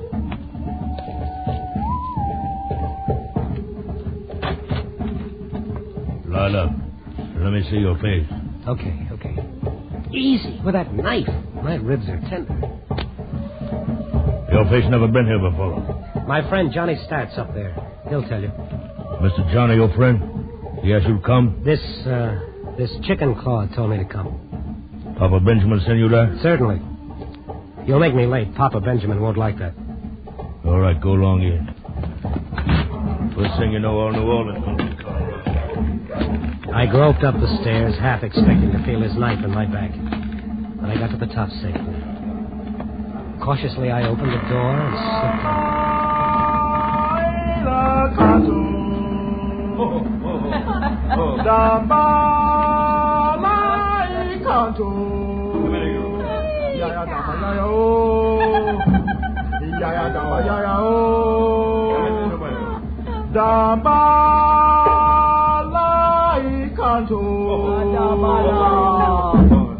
The room was full of people. They were in such a state of frenzy, I wasn't even noticed. I slipped into a corner and slid down by the wall, sitting on the floor. That was a sight I'll never forget. Wild, fantastic, hideous, revolting, fascinating. In the center of the room was an incredibly old man, naked to the waist, wearing a hideous mask, and holding a live chicken. There were wild gestures, weird incantations, frantic dancing, shouting, rolling of eyes. And there was blood. And always there was the chant. Nobody noticed me. After a moment, I took a piece of copy paper out of my pocket and began putting down the notes. It was wonderful. Fantastic and wonderful. In 10 minutes, I had it. And I'd seen enough for a lifetime of nightmares. I began to feel sick. I wanted to get out. I started to stand up. Suddenly, the room went dead. A stranger is here. His bony arm stretched out straight from the shoulder, pointing at me like an arrow. And there was blood on it. What you do here? I know this man. Let me find out. No one moved. There was no sound in the room as Johnny Stats came over and squatted beside me. You're in terrible trouble, Eddie. I don't know if I can get you out of it. What is this, Stats? And what are you doing here? There's no time to talk now. You've got to do something quick or you'll be a dead man. Why? I'm in the very heart of New Orleans. They wouldn't dare. Listen, you've seen enough tonight. You know better. Eddie, there's only one way. What? Join. Become one of us. Oh, it's no. the only way, Eddie. I can't save you. You'd better hurry up, because unless you do, you'll never get out of here alive. You know what this is, don't you? This is voodoo. Okay, sure, I'll join up. Why not? Wait a minute, Eddie. There's a lot more to it than you think. Unless you're serious, it'd be better to get cut to pieces right now. All right, don't worry. I'm serious. All right. Papaloy. His spirit wishes to join our spirits. The old man burned some feathers while the others watched silently. Then he nodded. It came out all right. He reads them. The spirits are willing. There were other things. Rituals, ceremonies, another sacrifice. Then as the chanting started again, they brought me the sacrificial bowl. I didn't have to be told what was in it. I started to draw back. Drink, Eddie. Drink, or they'll kill you on the spot. Late next morning, the band assembled at Maxim's for a rehearsal. When Johnny Stats got there, he found another drummer sitting in his place. Naturally, he came to me. What's all this about, Eddie? I don't want any voodoo lover in my band, that's all, Stats. Here's a check for 2 weeks' salary. So you're crossing them, are you? Boy, I wouldn't want to be in your shoes for all the gold in Fort Knox. If you mean that bad dream last night, I haven't told anybody and I won't. I'd be laughed at. I'm only remembering what I can use of it. The jungle is just trees to me, the Congo a river, and the nighttime is just a time for electric lights. Yeah, but this new number you're going to rehearse this morning. I said I'd remember what I can use. Listen, Eddie, that chant is sacred. It's secret. It was secret. Eddie, don't do it. Look, here's a couple of C notes. Hand them these. That ought to pay up my dues from now to doomsday. And I don't want a receipt. And if they try putting poison in my orange juice, they'll end up in a chain gang. It's not that easy, Eddie. You're one of us now. Oh, get out. Okay. Goodbye, dead man. Graham, the manager of the club, changed his mind about canceling our contract when he heard us rehearse the chant. Instead, he spent 5 G's in publicity. And Saturday night was set for the big unveiling. It seemed like all New Orleans tried to jam into Maxim's, came to hear the voodoo chant, the real thing. Just before we were ready to hit it, Judy came up to me. Eddie, listen. Let's not do it. Oh, what do you mean, baby, not do it? This is it. This is our ticket to the big time. It'll be a sensation. Yeah, I know, but I got a funny feeling. And look, I found this under your dressing room door just now. It sounds like a warning. Somebody doesn't want you to play that number. Let me see. You can summon the spirits, but can you dismiss them again? Think well. Forget it, baby. Stats is trying to scare me because I fired him. Ladies and gentlemen. Oh, come on, honey, let's go. They're waiting. Maxim takes great pleasure in bringing you a historic moment in musical history. You're about to hear for the first time anywhere the voodoo chant, the age-old ceremonial rhythm no one but the initiated has ever heard before.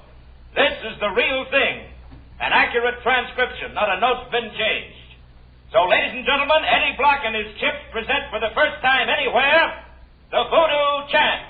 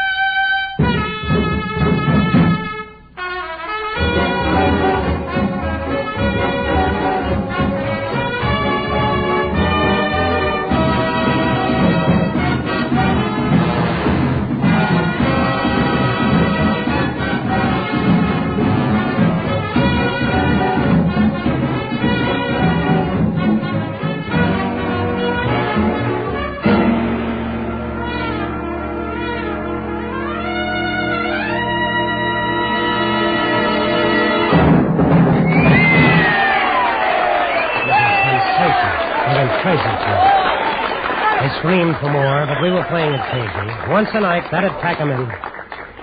After it was over, I went back to our dressing room. Judy got there before me.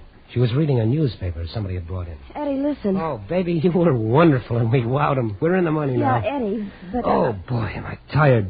I feel more tired than I've ever felt in my life. Nervous strain, I guess, huh? Let down? Eddie, look here in the paper. Oh, who cares about the paper now? Eddie, it's Johnny Stetz. Huh? He's dead. He drowned himself in Lake Pontchartrain this afternoon. This afternoon? Then that note, it wasn't Johnny. Oh, well, look, Eddie, you can't blame yourself. Me? Oh, no. No, of course not, but I think I know who to blame. What do you mean? Nothing. Eddie, why don't you lie down and rest for a few minutes? You look worn out. I am. I feel dead. Here, let me take off your coat. Oh, be careful. What's the matter? I don't know. Funny thing, while I was waving the baton on the chant, I felt something, a sharp pain there in my back, like a pin or something stuck in me. I don't feel anything there now. Maybe it slipped down. I don't know. Couldn't have been much. There. Now, you just lie down. You'll feel better in a few minutes. You've been working too hard. You should relax now. Maybe take a few days off. Hey, Eddie, look here. Where did this come from? What? It's a little doll that was lying on the dressing table. Why, Eddie, it looks just like you. Let me see. That's funny. Look, there in the back. There's a little pin sticking in the back. Yes. That's right where I felt the pain.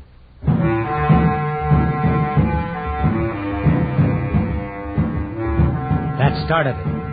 The next day, I had a backache. Later, there was a numbness that spread to my shoulders, arms, legs. I felt tired all the time, listless, dead. I began to lose weight. I couldn't get Johnny Stats out of my mind. He'd introduced me to them, vouched for me, and he'd committed suicide. He knew. He hadn't waited. I decided to get out of New Orleans. I went to New York, playing the chant, of course. I had to. It was my biggest asset now. But nothing changed. I was losing weight, from a husky 200 down to 160. I couldn't sleep.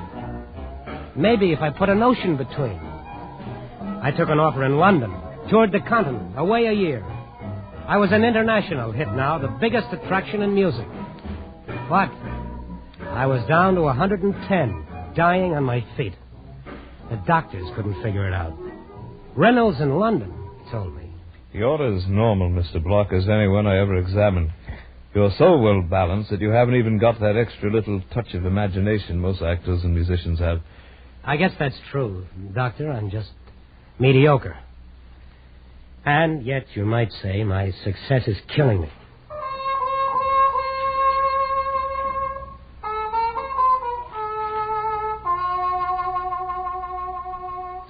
And so, after 2 years, I finally realized it was no use.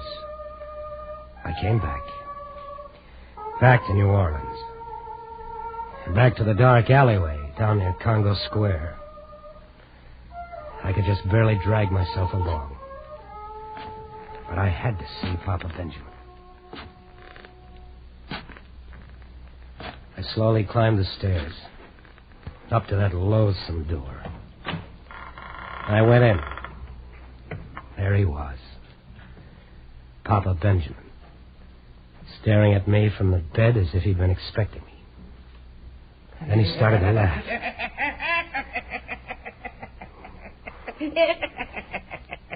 Take that curse off me. Give me my life. I'll do anything you say. What been done cannot be undone. You think spirits of earth, air, fire, water know what forgiveness means? Intercede for me, then. You brought it about. Here's money. I'll give you twice as much. All I earn. All I ever hope to earn. You have fouled the Obaya. Death has been on you from that night. All over the world, in the air above, you have mocked spirit with the chant that summons him. And please, here's a gun. Kill me now and be done with it. I can't stand anymore. All you have to do is shoot.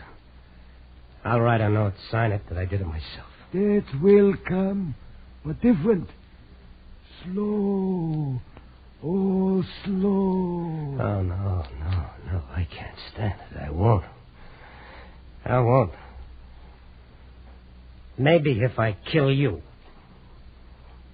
Maybe then the spell will be broken. No! Yeah, that's No! it. I'll kill you! No!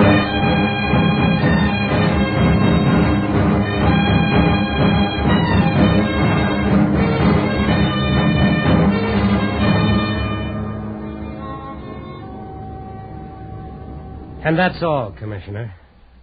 And I came here. To the police station. You know the rest. Well? All right, Mr. Block. Don't believe me, do you? Yes, I believe you. Not about the curse, of course. That was your own mind. They planted the suggestion in your mind, you did the rest. But it's plain that you killed in self-defense. Crazy kind of self-defense, but I think we can manage it. We'll try.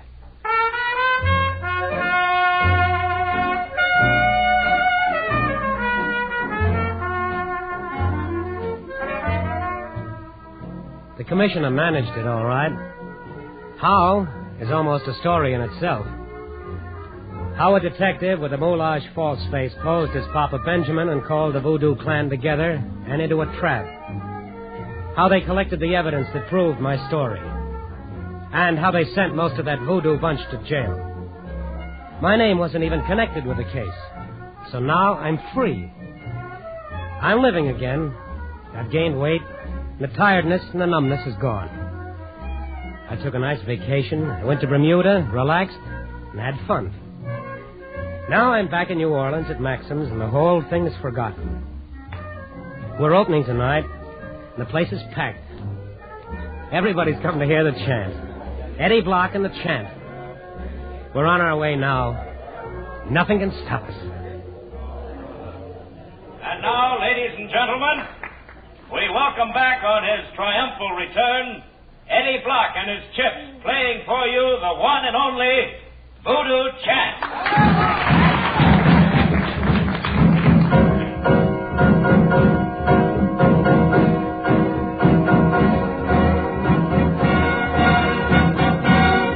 Look at them, Judy. They're eating it up, aren't they? Yeah. What's the matter? I was hoping I'd never hear this thing again.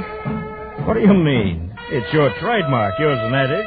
I tried to persuade him not to do it, and he wouldn't listen. Why? You aren't imagining all that voodoo stuff. I don't know. It was all in his mind, and it nearly killed him. I don't think you can put it out of your mind if the gift releases.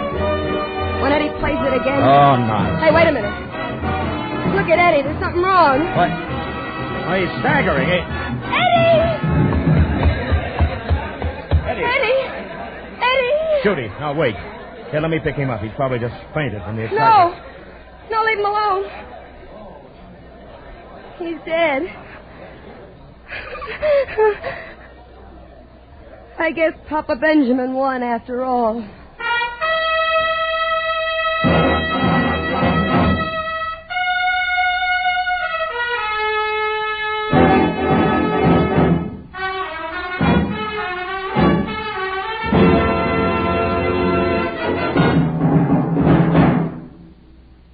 Escape is produced and directed by William N. Robeson, and tonight brought you Papa Benjamin by William Irish, adapted for radio by John Dunkel, with Frank Lovejoy as Eddie Block, Louis Van Ruten as Papa Benjamin, Harry Bartell as the police commissioner, and Joan Banks as Judy.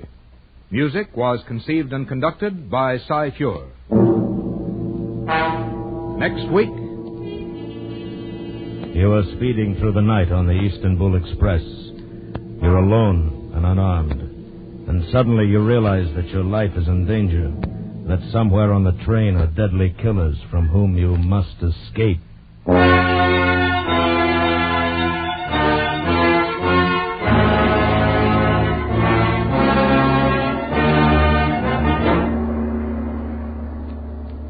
Next week, we escape with Harold Lamb's exciting adventure story, 3 Good Witnesses.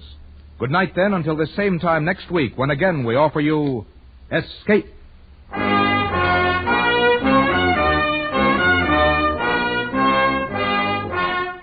is CBS, the Columbia Broadcasting System.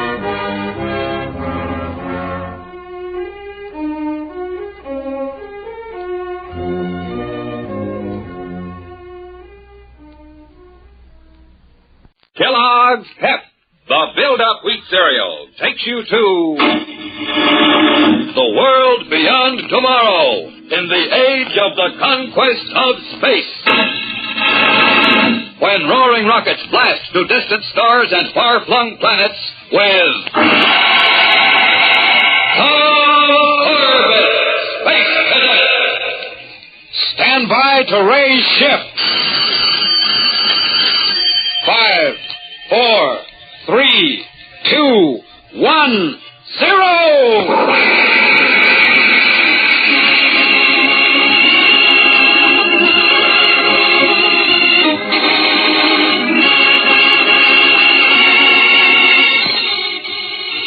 Chimes of the Tower of Galileo echoes over the campus of Space Academy, tolling the hour of 9:30.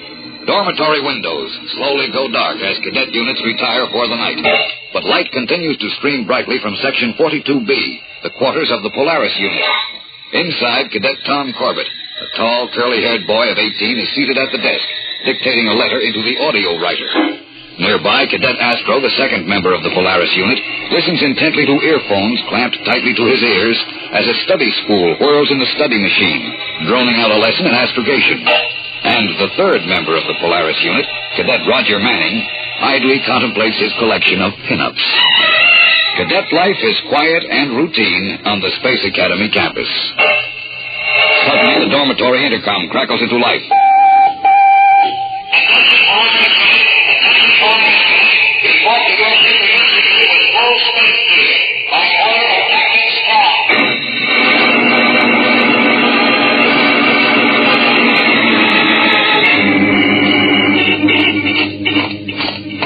Polaris unit, reporting for duty, Captain Strong. You made good time, boys.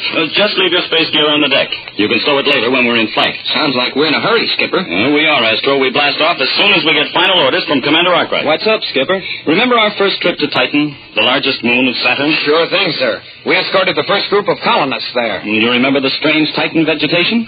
Crystal? Living crystal? Who could forget it? Yeah. Every time it touched metal, the metal turned into crystal. Right. But at the same time, it was lighter and stronger than most metals now in use. I always thought it would be a good idea for our Academy scientists to work on that stuff. Make it useful. Well, they have, Tom. They've succeeded in refining Titan crystal so that it can be used in place of metal. Hey, that's terrific, sir. The process isn't absolutely perfect yet. They've only been able to do it in small quantities, but in about a year, refined crystal can be turned out in volume for standard everyday use. A year isn't too long to wait for a thing like this. Well, it seems to be, for certain people. What do you mean, Skipper? Partially refined crystal is being smuggled out of Titan and brought down to Earth. Smuggled? Yes. Somebody's trying to get a jump on the market.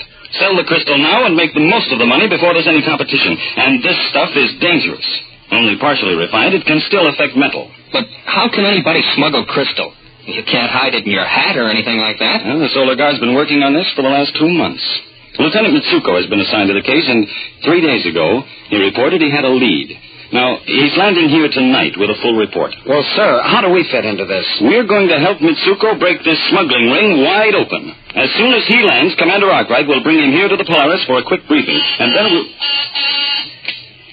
Captain Strong here. Go ahead. Orders from Commander Arkwright, sir. Oh, right, Bailey. Go ahead. You must blast off for Titan immediately. But I thought we were supposed to wait for Lieutenant Mitsuko. His rocket scout crashed in Greenland. The report just came in from Weather Station J.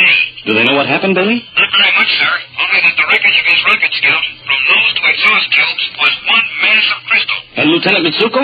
He's dead.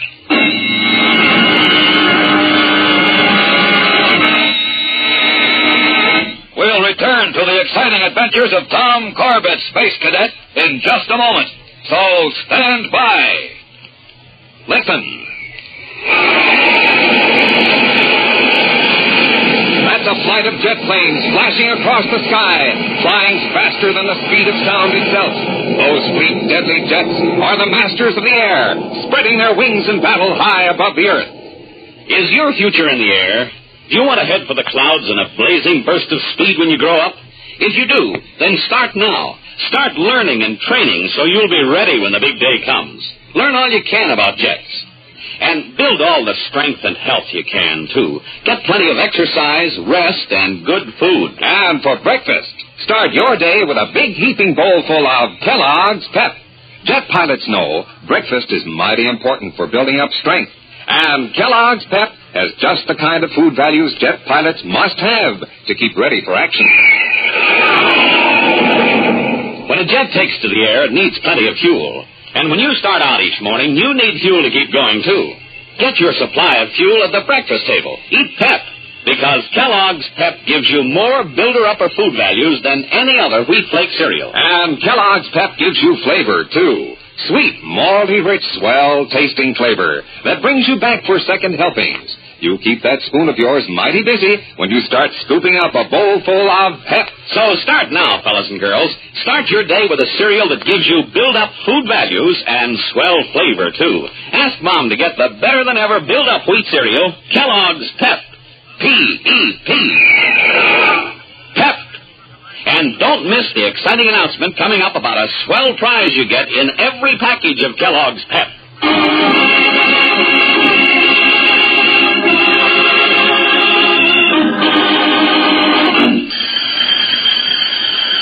Attention, crew. Blast off in 30 seconds. Station check. And Astro, lower deck ready, sir. Cadet Manning, radar bridge ready, sir. Cadet Corbett, control deck ready, sir. As a lone, powerful spotlight from the spaceport control tower plays on the silvery hull of the rocket cruiser Polaris, Captain Strong and the space cadets prepare to blast off. Energize the cooling pumps. Pumps in operation, sir. Feed reactant. Switch in takeoff gyros. Gyros in, sir. Orders are snapped quickly. Controls are engaged. The ship begins to throb with the unleashed power of its rocket motors. And finally... Blast off minus 5 seconds. 4, 3, 2, 1, 0!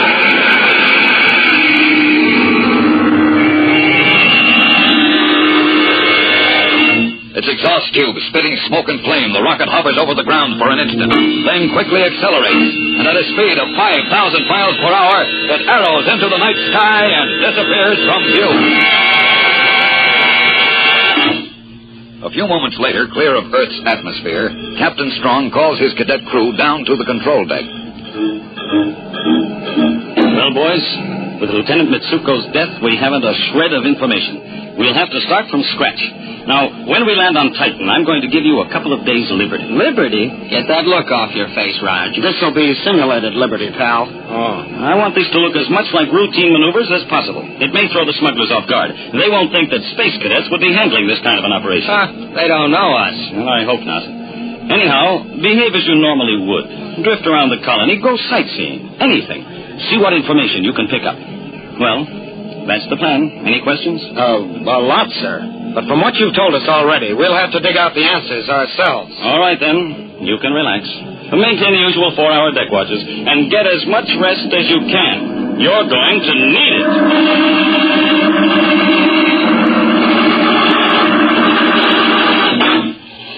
Titan control from rocket cruiser Polaris. Entering approach orbit. Open atmosphere resistor screens for landing. We'll touch down in 4 minutes.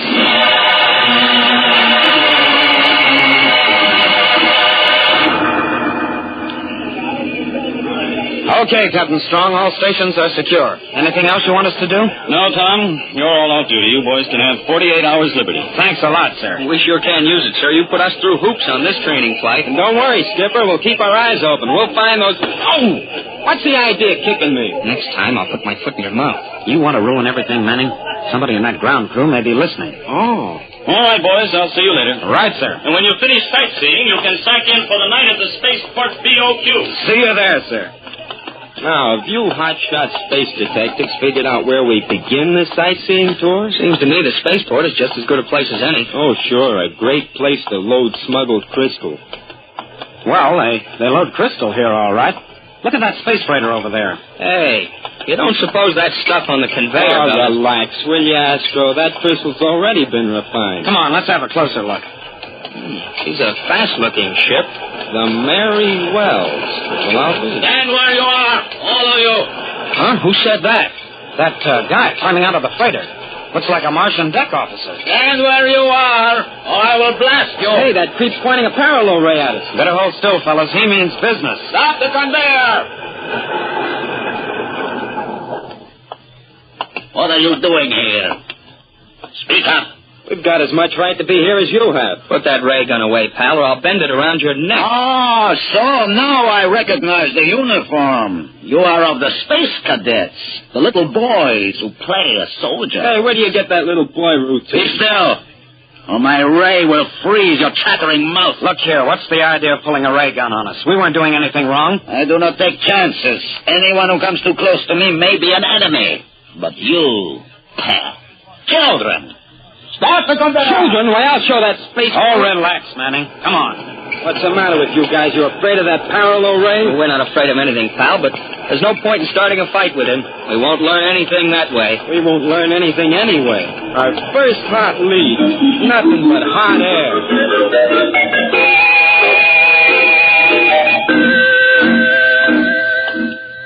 I don't see why the skipper made us come all the way out here to the refinery. We could be spending our liberty in the colony. Can't you do anything but gripe, Manning? Skip it. Where do we meet Captain Strong? In the main refinery, down this hall. Hey, what's that up there? It looks like a conveyor belt. And look, it goes outside, straight out to those hills off to the west. But the cars are empty. They're returning for more crystal. The conveyor keeps rolling constantly, bringing more crystal in, and... Hey, look down there. Where the cars roll out of the plant. That fellow standing there, wearing the face mask. What about him? He's the joker we bumped into by that space freighter. The Martian deck officer who pulled the parallel ray on. But he has a perfect right to be there. He ships all this crystal. He only transports refined crystal. Look, he's jumping into one of the cars. Hey, there's something fishy on tight. You're right, he's up to something. Come on, let's jump into one of those cars and follow him. Wait a minute, we better tell Captain Strong. No time for that now. After all, he'll get away. Well, Tom, we can't just take off. He said we were on 48 hours liberty, didn't he? We're on our own, so come on, let's blast off.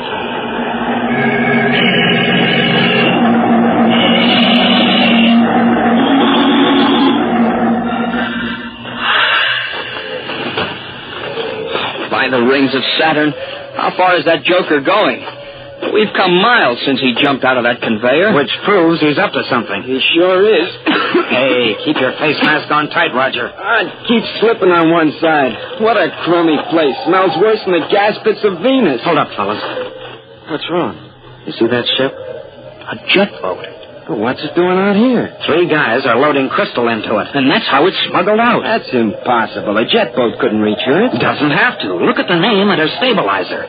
The Mary Wells. Hey, remember what Captain Strong told us this morning about that least Lieutenant Mitsuko left? The Mary Wells reported losing a jet boat a few months ago, and she got a replacement. This is how she lost it. Then the jet boat reached the Mary Wells out in space, is taken aboard, and carried to Earth. Go to the head of the class, Astro. But the freighter's boat locks were full. What does she do with the extra boat? Probably sends it down here to be filled up for the next trip. What an operation. And this is our chance to break it up. What do you suppose would happen if we stowed away aboard that boat? Well, what's the point in that? To prove the connection with the Mary Wells. We'd get aboard the freighter and then take over. Take over? The 3 of us? A space freighter only has a crew of 5. Hey, now's our chance. Those guys are going into that space hut. What a break. How about it, Astro? Well, Oh, blast it. Okay, but it's against my better judgment. You won't think so when they pin the solar medal on you, Astro. Let's go, fellas. And spaceman's luck.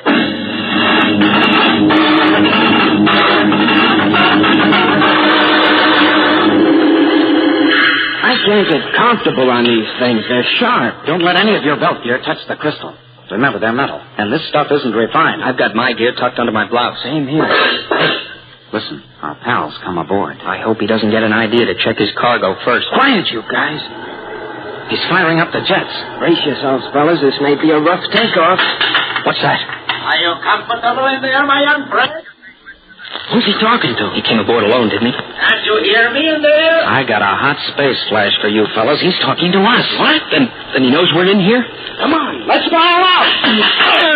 Oh, no use. The cargo hatch is locked. You're so right, my impetuous young friend. You wanted this trip, so you're going to get it. And believe me, this will be a long one. Far out into space.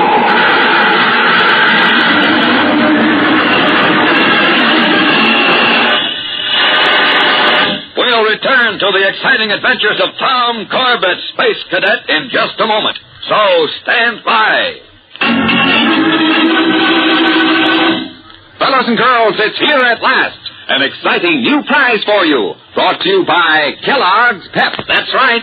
Free at no extra cost in every package of Kellogg's Pep. Yes, sir, everybody's excited about the new Magic Moving Picture Eye, a swell prize that you can get right now. This Magic Eye is a smooth, shiny plastic disc. When you hold it between your fingers and tilt it back and forth, the picture on the disc moves like magic. And you can get all different kinds of pictures. Pictures of movie stars like Bob Hope and William Holden of Paramount Pictures. And trains speeding down a track. Jet planes in the air. And sports stars like Pauline Betts and Bobby Riggs in action.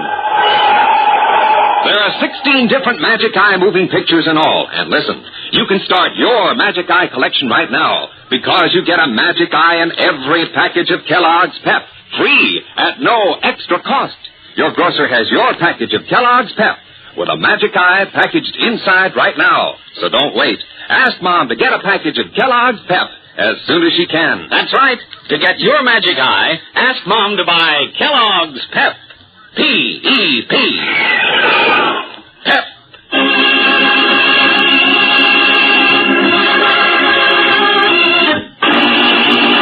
Trapped in the cargo compartment of the jet boat, the space cadets are being carried away from Titan. Carried out into the cold blackness of space where they know there will be no return. Crouched on the mass of smuggled crystal, they brace themselves as best they can, while the jet boat roars toward its rendezvous with the freighter. Hey, Astro, roll over one of those chunks of crystals. A big one. Huh? What for? This is no time to ask questions. Come on. All right. Hey, what are you doing at this hatch anyway, Junior? Expect to open it with your fingers or something? No, but I've managed to rip loose some of the insulation around the hatch plate. That's a great help. Here's that chunk of crystal you wanted, Tom. Thanks, Astro. Now watch, Roger. And pray that my crystal can opener works. Jumping Jupiter, of course. The crystal goes to work on the metal and we'll turn it into crystal, too. Right, only the crystallized metal will be brittle and just smack right through it. Is it working, Tom? Yes, slow, awfully slow. And that rendezvous with the space freighter can't be too far off.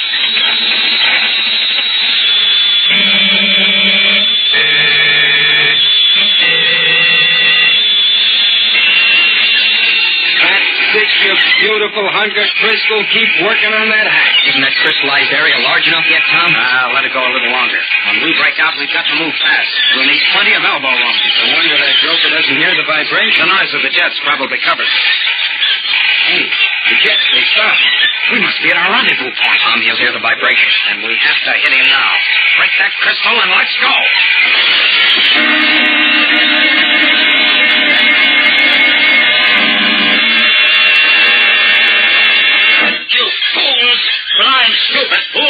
Now, watch your language, pal, or I'll tell Astro to sit on you again. Tom, do you see the space freighter yet? No, not a sign of it. What are you staying here for? Why don't you return to Triton while there's still a chance? I like the air out here better. But this boat is becoming completely crystallized. It will shatter. We know, pal. Why do you think we put on these emergency spacesuits? There it is, fellas. There it is. Space freighter. You expecting the Earth Lunar shuttle, Astro? All right, start up the jets, Astro. I'll handle the controls. I hope everything still works. Well, the jets are okay. And so are the controls. Here we go. You fellas got everything straight? You know what to do? Sure, a snap. As soon as we get close enough to the freighter so the boat can't miss her, we just abandon ship. We'd better double-check our ropes. If we get separated out in space, we're in for trouble. What have we got now? Stand by the escape hatch, Roger. We're closing in on the freighter. I'm ready. You're crazy, all of you. You'll never get away with it. We'll drift in space until we die for lack of oxygen. That's the way we figure it. As soon as this boat hits the freighter, the crystal will start to work. Then there, Skipper, is a cinch to call for help. Okay, Roger. Astro, get your helmets on. We go overboard in 30 seconds.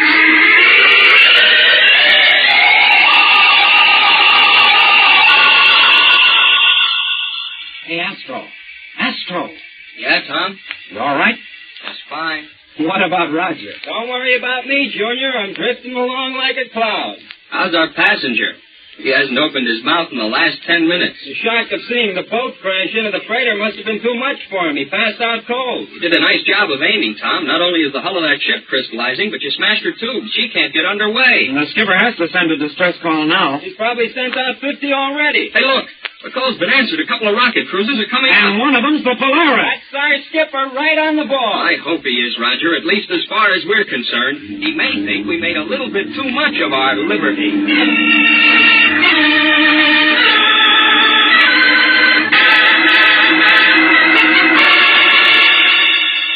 Boys, I honestly don't know whether to recommend you for the solar medal or to lug you for this crazy stunt. Well, Captain, why don't we just skip the whole thing? Well, maybe that would be best. But it's going to take some explaining. Captain Strong, did you learn anything from that man we brought aboard? Yes. He gave me the whole story. And you were right, Tom. They'd used the jet boat to carry the smuggled crystal to the freighter, and at the same time send an empty boat back to Titan. But what happened when they reached Earth, sir? How'd they land the stuff? Very simple. They jettisoned the whole cargo, dumped it overboard to drift into space and be picked up later by other jet boats that wouldn't be suspected. Say, they covered all the angles, didn't they? What about Lieutenant Mitsuko? A clear case of murder, Tom. And those men will pay for it. I'm sure glad of that. Say, Skipper, I was just thinking... Uh-oh. Run for cover, Astro. All right, Manny. Let's have it. Well, since you can't give us the solar medal and you don't want to log us, can't you sort of give us recognition in the Academy record book? Recognition? Well, for what? Why, for the way we hitched a ride on the Polaris. We're the first space hikers.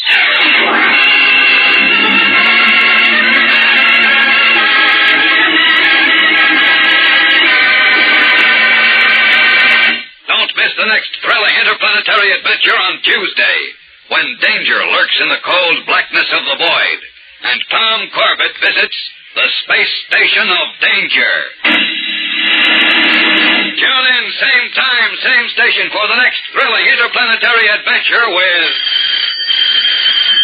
Tom Corbett, Space Cadet.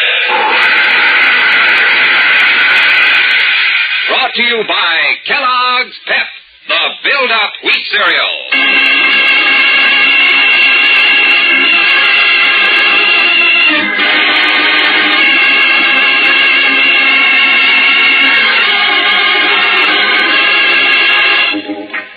Corbett, Space Cadet, starring Frankie Thomas, can also be seen on television and appears in the comic sections of many of America's leading newspapers.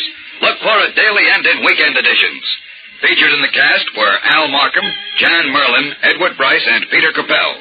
Today's program was directed by Drex Hines. Jackson Begg speaking. Kellogg's Raisin Bran has a secret. Shh. Kellogg's Raisin Bran has a secret. Shh. In Kellogg's Raisin Bran, the tasty raisins are dipped in honeycomb. That's the secret of Kellogg's extra delicious flavor. That means plumper, tastier raisins, combined with golden, crisp bran flakes. Both fruit and cereal, all in one box. No other raisin brand but Kellogg's gives you raisins dipped in honeycomb. So try Kellogg's, because... Kellogg's Raisin Bran has a secret. Shh. Kellogg's Raisin Bran has a secret. Shh.